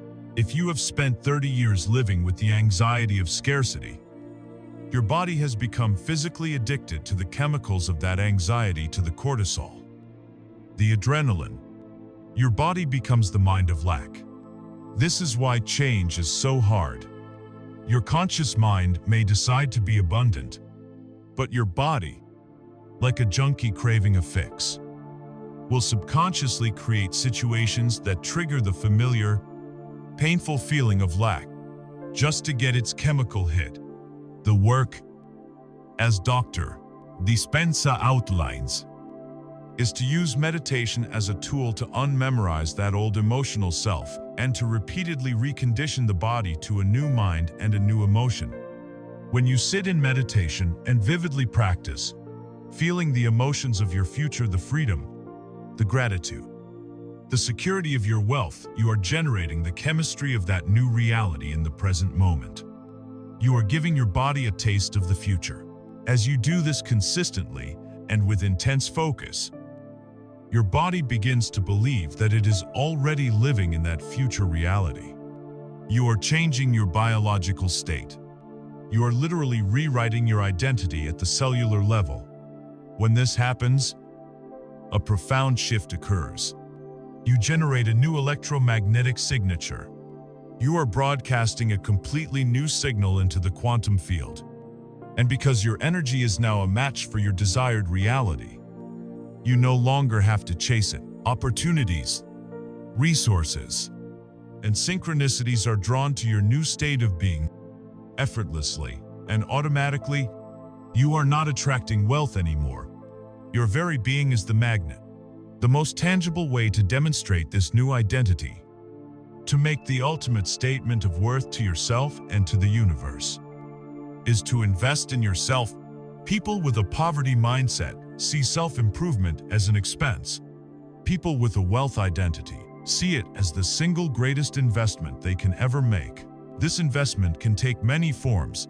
Invest in knowledge, buy the book, take the online course, hire the coach, attend the seminar. This is a declaration that says, my personal growth is a priority and is worth funding. Invest in your health, buy the high-quality, organic food, get the gym membership, prioritize your sleep and rest.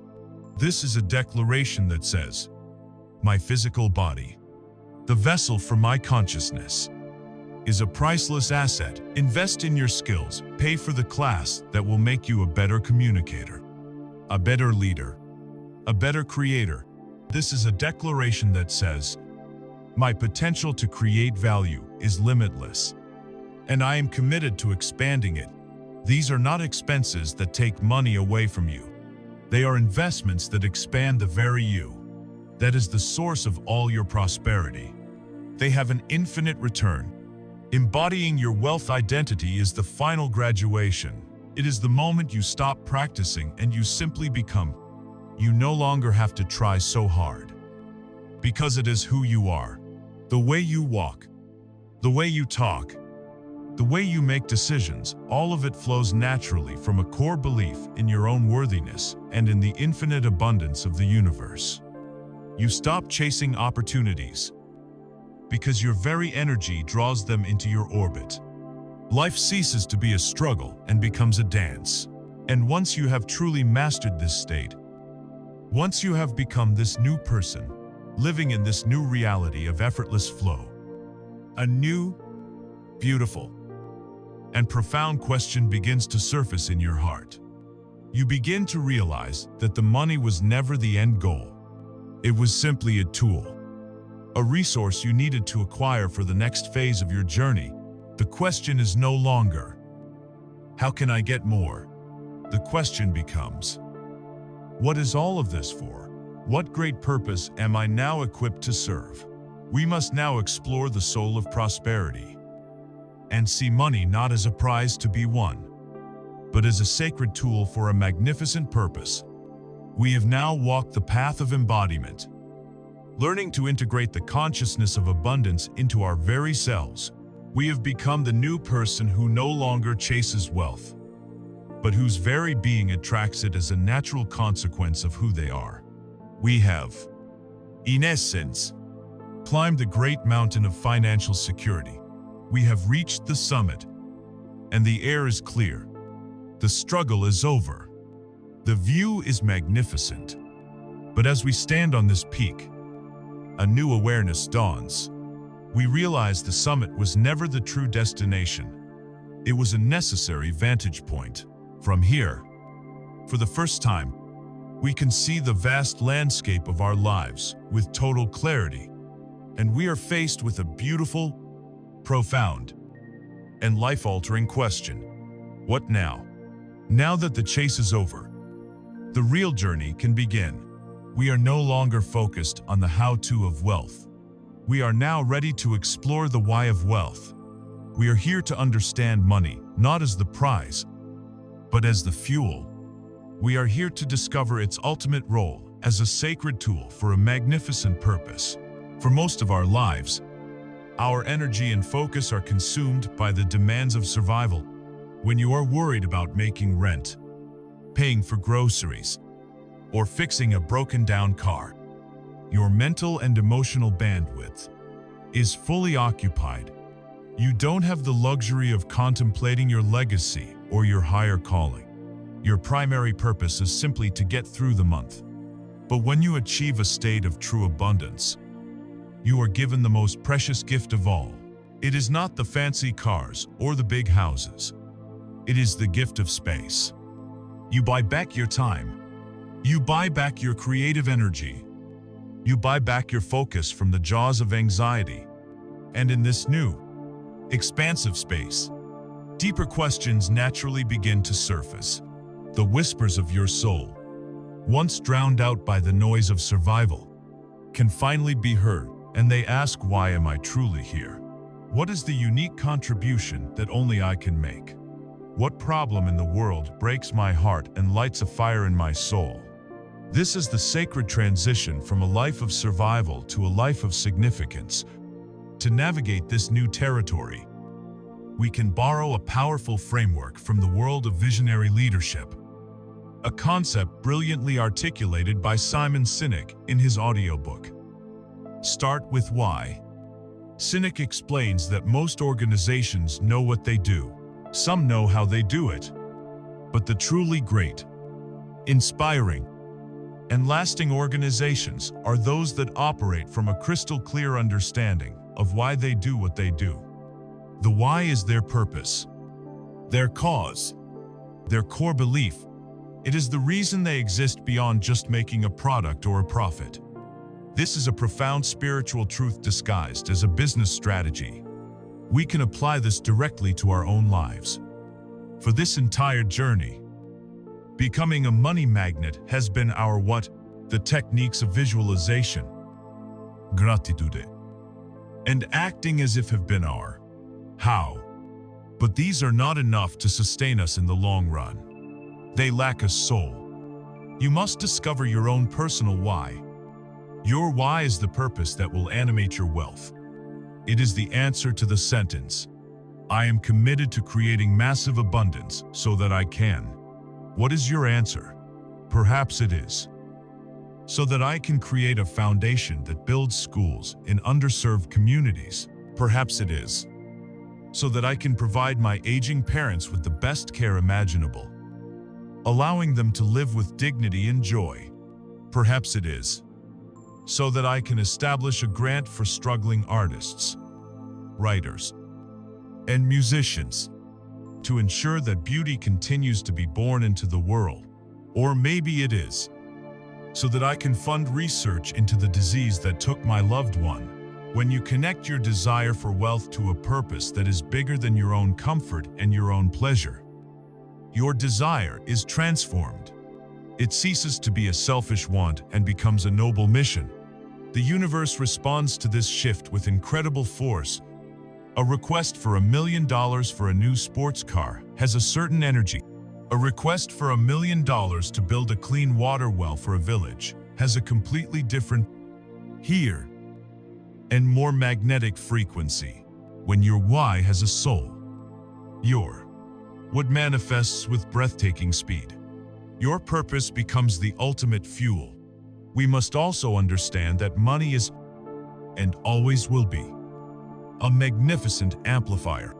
It is a form of energy that is morally neutral. It simply makes you more of who you already are. If you are a compassionate and generous person, wealth will not corrupt you. It will make you a philanthropist. It will give you the means to express your compassion on a scale you never thought possible. If you are a creative person with a vision, wealth will give you the resources to bring your grandest creations to life without compromise. If you are a natural leader and a teacher, wealth will give you the platform to share your message with the world. This is why the universe often waits. It waits for you to do the deep inner work of becoming a person of integrity, compassion, and purpose, before it entrusts you with the immense power of its amplifying energy. All the inner work we have done has not just been to make you a magnet for money, but to make you a worthy steward of its power when it arrives. This understanding allows you to finally find joy not in the prize, but in the process. So many people live under the spell of the arrival fallacy, the mistaken belief that I will finally be happy when I have X amount of money in the bank.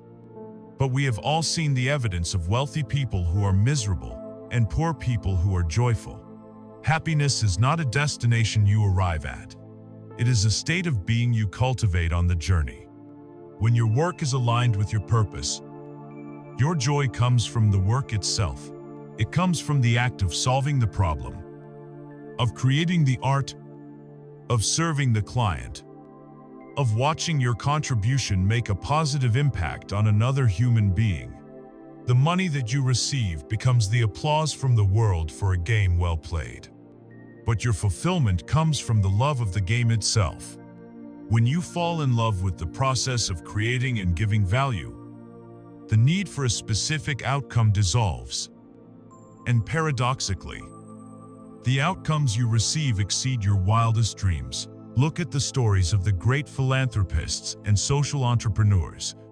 The tech billionaire who finds more genuine happiness building infrastructure in a developing country than he ever did during a hostile takeover.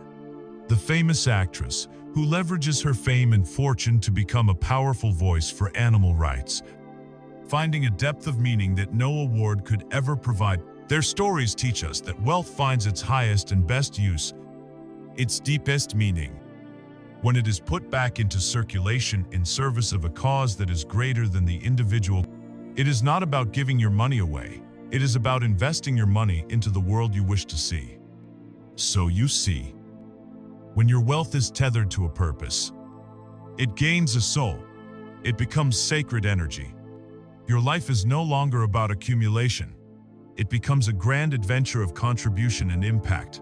You have the resources, and now you have the meaning. It seems that we have finally reached the ultimate destination. And yet, there is one final layer to uncover. It is possible to have immense wealth and a world-changing purpose and still live in a state of striving, of pressure, of quiet, internal unease. There is a form of prosperity that cannot be deposited in a bank or measured by the number of lives you have changed. It is the final frontier of abundance, a wealth that is unshakable, eternal, and found only in one place, the silent sanctuary of your own heart. We must now explore the nature of the ultimate wealth, the treasure of inner peace. We have journeyed from the valley of lack to the foothills of security, and from there, we have climbed to the great summit of purpose. We have learned to harness our wealth not just for our own comfort, but as a sacred tool to create a positive impact on the world. To have immense resources tethered to a soul-stirring mission, this seems to be the ultimate destination, the very definition of a life well lived. And yet, if we are not careful, even this noble pursuit can become another form of striving, another source of pressure, another reason to be anxious. It can become the final, most beautiful mirage in the desert, promising a lasting contentment that it cannot, by itself, deliver. For there is a wealth beyond what is in your bank account, and a peace that lies deeper than the satisfaction of even your greatest achievements. We now arrive at the final frontier of our inner journey, the discovery of the one treasure that, once found, can never be lost. We are here to talk about the ultimate wealth, inner peace. Let us begin by dispelling the greatest illusion about money, that it can purchase peace of mind. It cannot. It can purchase comfort. It can purchase security. It can purchase freedom of choice and spectacular experiences. But it cannot buy a quiet mind. It cannot buy a heart free from fear. To prove this, we need only look at the world around us. We see the stories of lottery winners who are more miserable than ever, their lives torn apart by greed and paranoia. We see the archetype of the anxious millionaire, a person who possesses unimaginable wealth but who cannot sleep at night, tormented by the fear of losing it all. They are glued to the stock market's every fluctuation, their mood rising and falling with their portfolio. Their magnificent wealth has not liberated them. It has ensnared them in a golden cage. Their identity has become so fused with their net worth that a market downturn feels like a personal annihilation. They have everything the world says they should want, but they have nothing of what their soul truly craves. They have confused the prize with the peace. There is an ancient parable that speaks to this truth with perfect clarity. It is the story of a great king, a man who possessed all the wealth and power his kingdom could offer. He had palaces and treasures, armies and servants, yet he was a deeply unhappy man, plagued by anxiety and a profound sense of emptiness.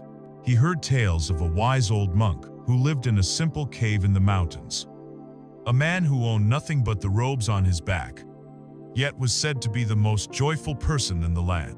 The king, skeptical but desperate, commanded his guards to bring him to this monk. When he arrived at the cave, he found the old man sitting in quiet contemplation, radiating a palpable aura of contentment. The king, in his frustration, demanded, "How can you possibly be so happy when you have nothing? I have everything, and I am miserable." The monk smiled with a gentle, knowing light in his eyes. "Your Majesty," he said, "that is where you are mistaken. You believe that you have great wealth, which is precisely why you are in constant terror of losing it. I, on the other hand, have nothing, which means I have nothing to lose. My peace is not dependent on what is outside of me, but on the stillness I have cultivated within me.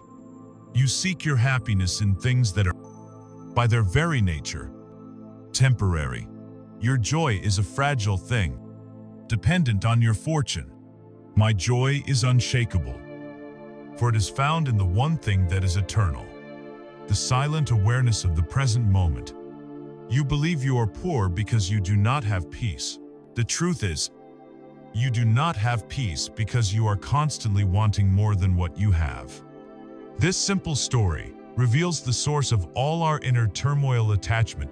We attach our sense of safety, our worthiness, and our happiness to external things: our money, our status, our relationships, even our purpose. And because all external things are subject to the universal law of change, our inner state becomes a fragile hostage to the unpredictable currents of life. The source of true, unshakable peace, therefore, lies in the practice of radical trust and graceful detachment. Radical trust is the bone deep, knowing that you are eternally supported by the universe.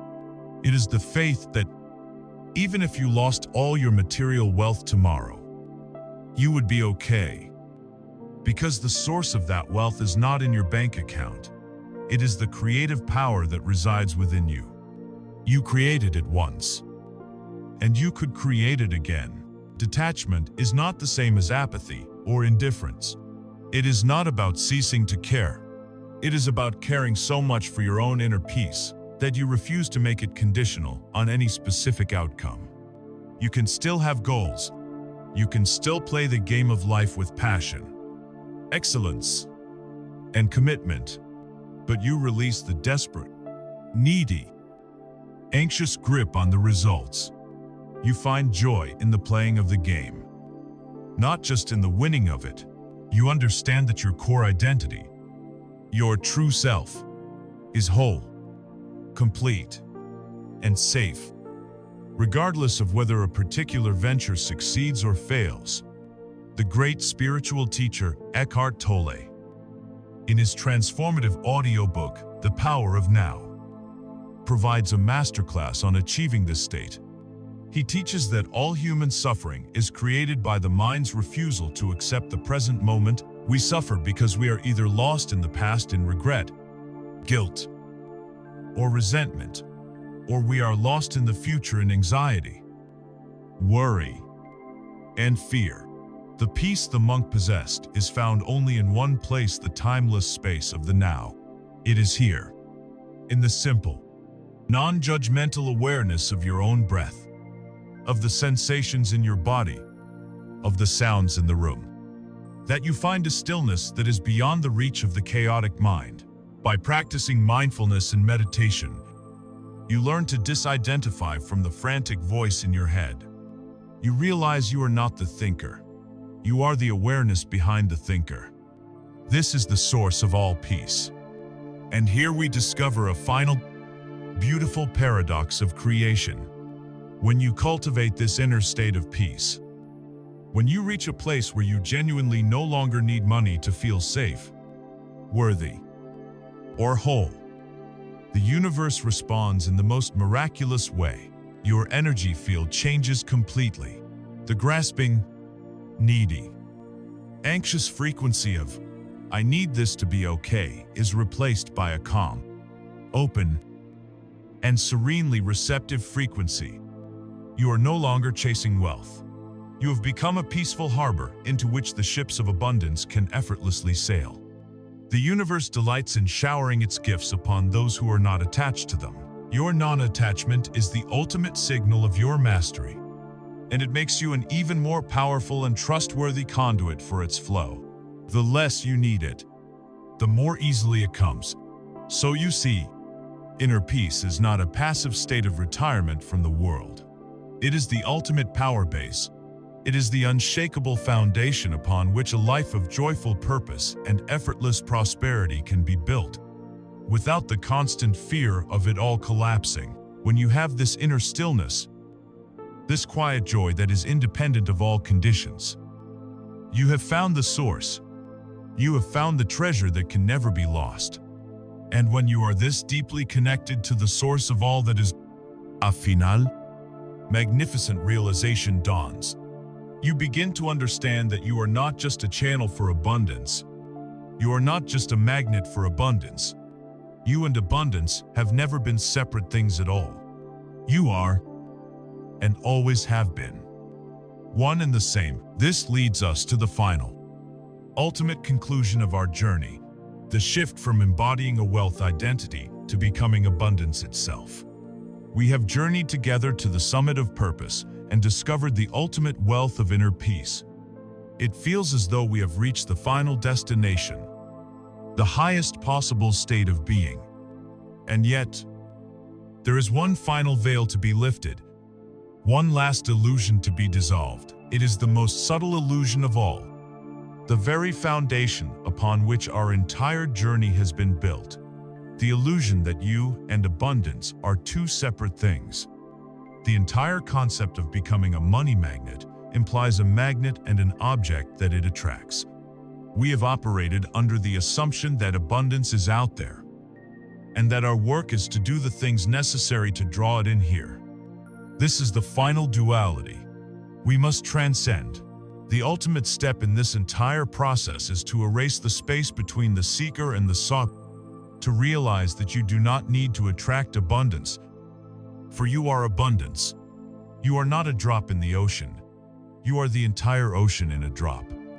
To truly grasp this, let us use a simple, powerful metaphor. Imagine a single wave rising from the surface of the vast, limitless ocean. From the perspective of the wave, it is a separate entity. It has a beginning and an end. It feels its own individual form, its own unique journey across the water. Looking out at the sheer immensity of the ocean, the wave might feel small, temporary, and insignificant. It might develop a sense of lack, a desire to attract more water to itself, to feel bigger, more substantial, more secure. It might strive and struggle, believing its survival depends on its ability to pull more of the ocean into its own form. And then, one day, the wave has a moment of enlightenment. It realizes that it is not, and has never been, separate from the ocean. Its entire being, its every molecule, is made of the very substance it was seeking. It is the ocean, expressing itself for a moment as a wave. In that instant, all fear vanishes, all striving ceases. The desire to attract water becomes absurd. How can a wave attract water? It is already everything it could ever want. You are that wave, and abundance is that ocean. This realization begins by radically expanding your definition of abundance. For too long, we have used that magnificent, expansive word as a simple synonym for a lot of money. This is like describing the entire ocean as being a lot of salt. It misses the point entirely. Money is but one current in the vast ocean of true abundance. True abundance is the richness of your entire life experience. It is the abundance of energy you feel when you wake up in the morning, excited for the day ahead. It is the abundance of love that you feel in your deep, authentic connections with family and friends. It is the abundance of time, the true wealth of being the master of your own schedule, free to spend your precious hours as you choose, not as you must. It is the abundance of creativity, that endless, bubbling spring of new ideas, new solutions, and new inspirations that flows through you when you are aligned. It is the abundance of joy, of laughter, of peace. When you see abundance in this holistic way, your obsessive focus on money begins to dissolve. You realize you are already wealthy in 1,000 different ways, and money simply becomes another beautiful stream flowing into the vast ocean of your well-being. With this new definition, you must begin to train your perception to see the abundance that is already and always has been all around you. We have spent our lives wearing a pair of scarcity goggles, a mental filter that expertly points out what is missing, what is lacking, what is broken. We must now consciously take them off. We must learn to see the world as it truly is, a staggering, overwhelming display of infinite abundance.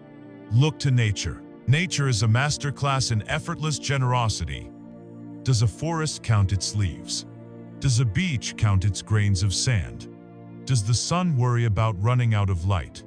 Nature gives of itself endlessly, without fear or accounting. Stand in a forest and try to comprehend the sheer number of leaves, insects, and animals, all thriving in a complex, interconnected dance. This is abundance. Look to humanity. See the abundance of kindness in the simple act of a stranger holding a door open. See the abundance of love in the eyes of a mother gazing at her child. See the abundance of connection in the sound of friends laughing together. And most importantly, look within yourself. Contemplate the abundance of your own body, trillions of cells working in perfect, unspoken harmony to keep you alive.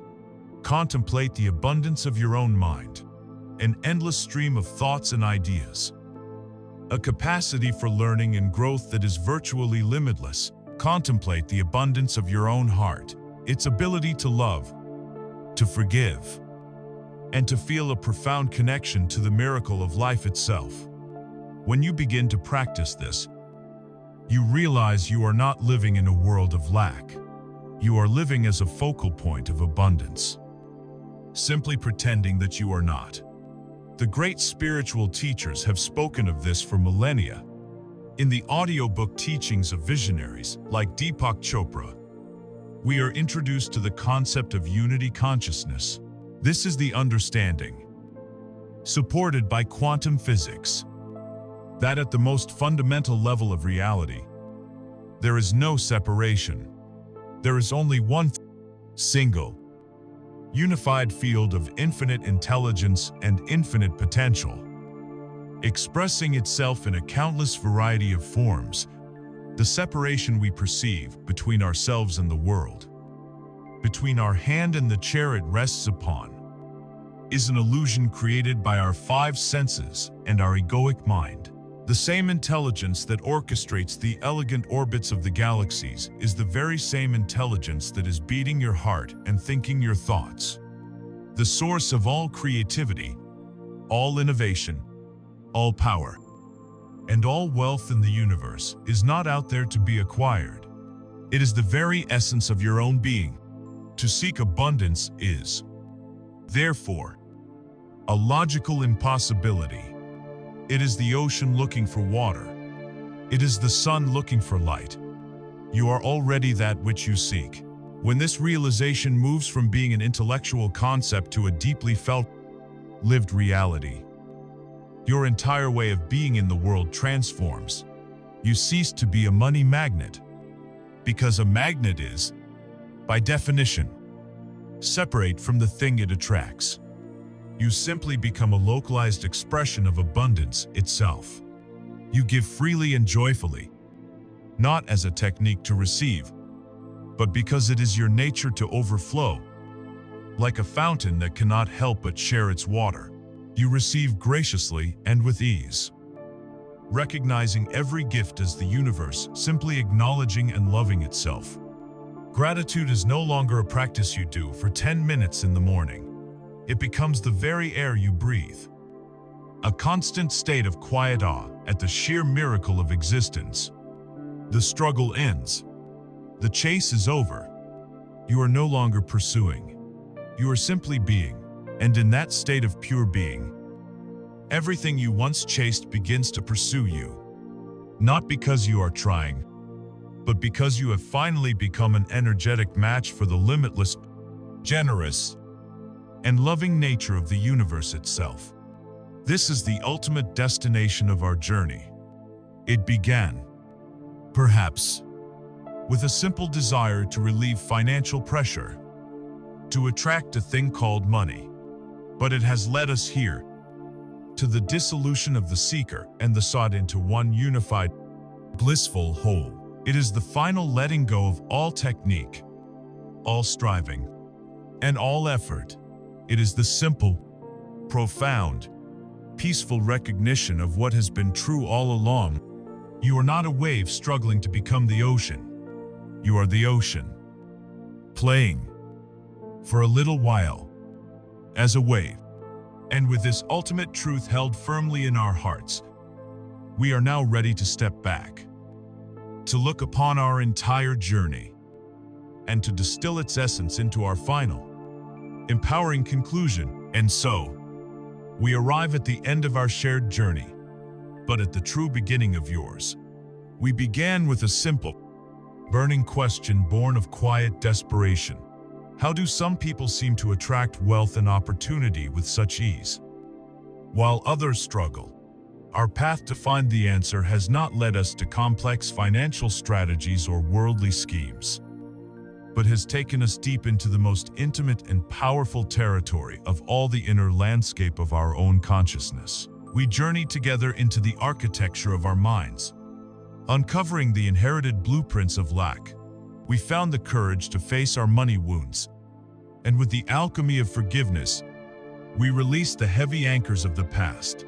We learned to speak a new language, the language of gratitude, visualization, and affirmation.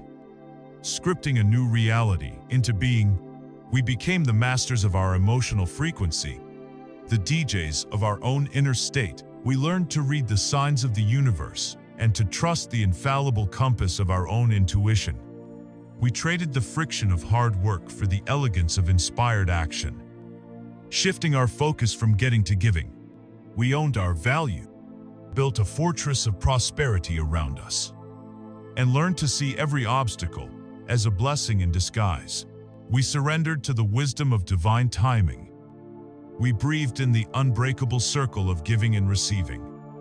And we finally allowed ourselves to embody our truest, most abundant identity. In all of this, what is the one simple truth that serves as the golden thread, weaving through every lesson, every story, every technique? It is the great unspoken law we set out to explore. Your outer world is, and always will be, a flawless mirror of your inner state. The universe is not giving you what you want. It is giving you what you are.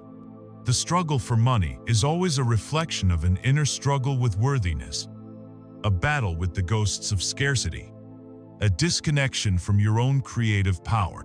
The true secret to becoming a money magnet, then, is to forget about the money and focus entirely on becoming a magnet for joy, for peace, for gratitude, and for love.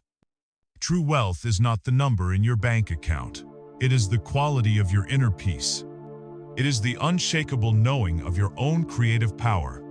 It is the joyful resonance with the frequency of abundance that you can feel in your own heart. Regardless of your external circumstances, this is the treasure we were seeking all along. The power to create this reality does not lie in this audiobook or in any teacher or guru. It has been dormant within you from the moment you were born. This journey does not require you to become someone else. It demands only that you have the courage to become more fully, more authentically, and more powerfully yourself. And you can begin right now. You do not need to wait for the perfect moment. Choose one idea from our time together that resonated with you. Just one. Perhaps your journey starts by taking out a piece of paper and writing down 10 things you are genuinely grateful for. Perhaps it starts by finding one of our suggested audiobooks and simply listening. Perhaps it starts by sitting in silence for just 5 minutes.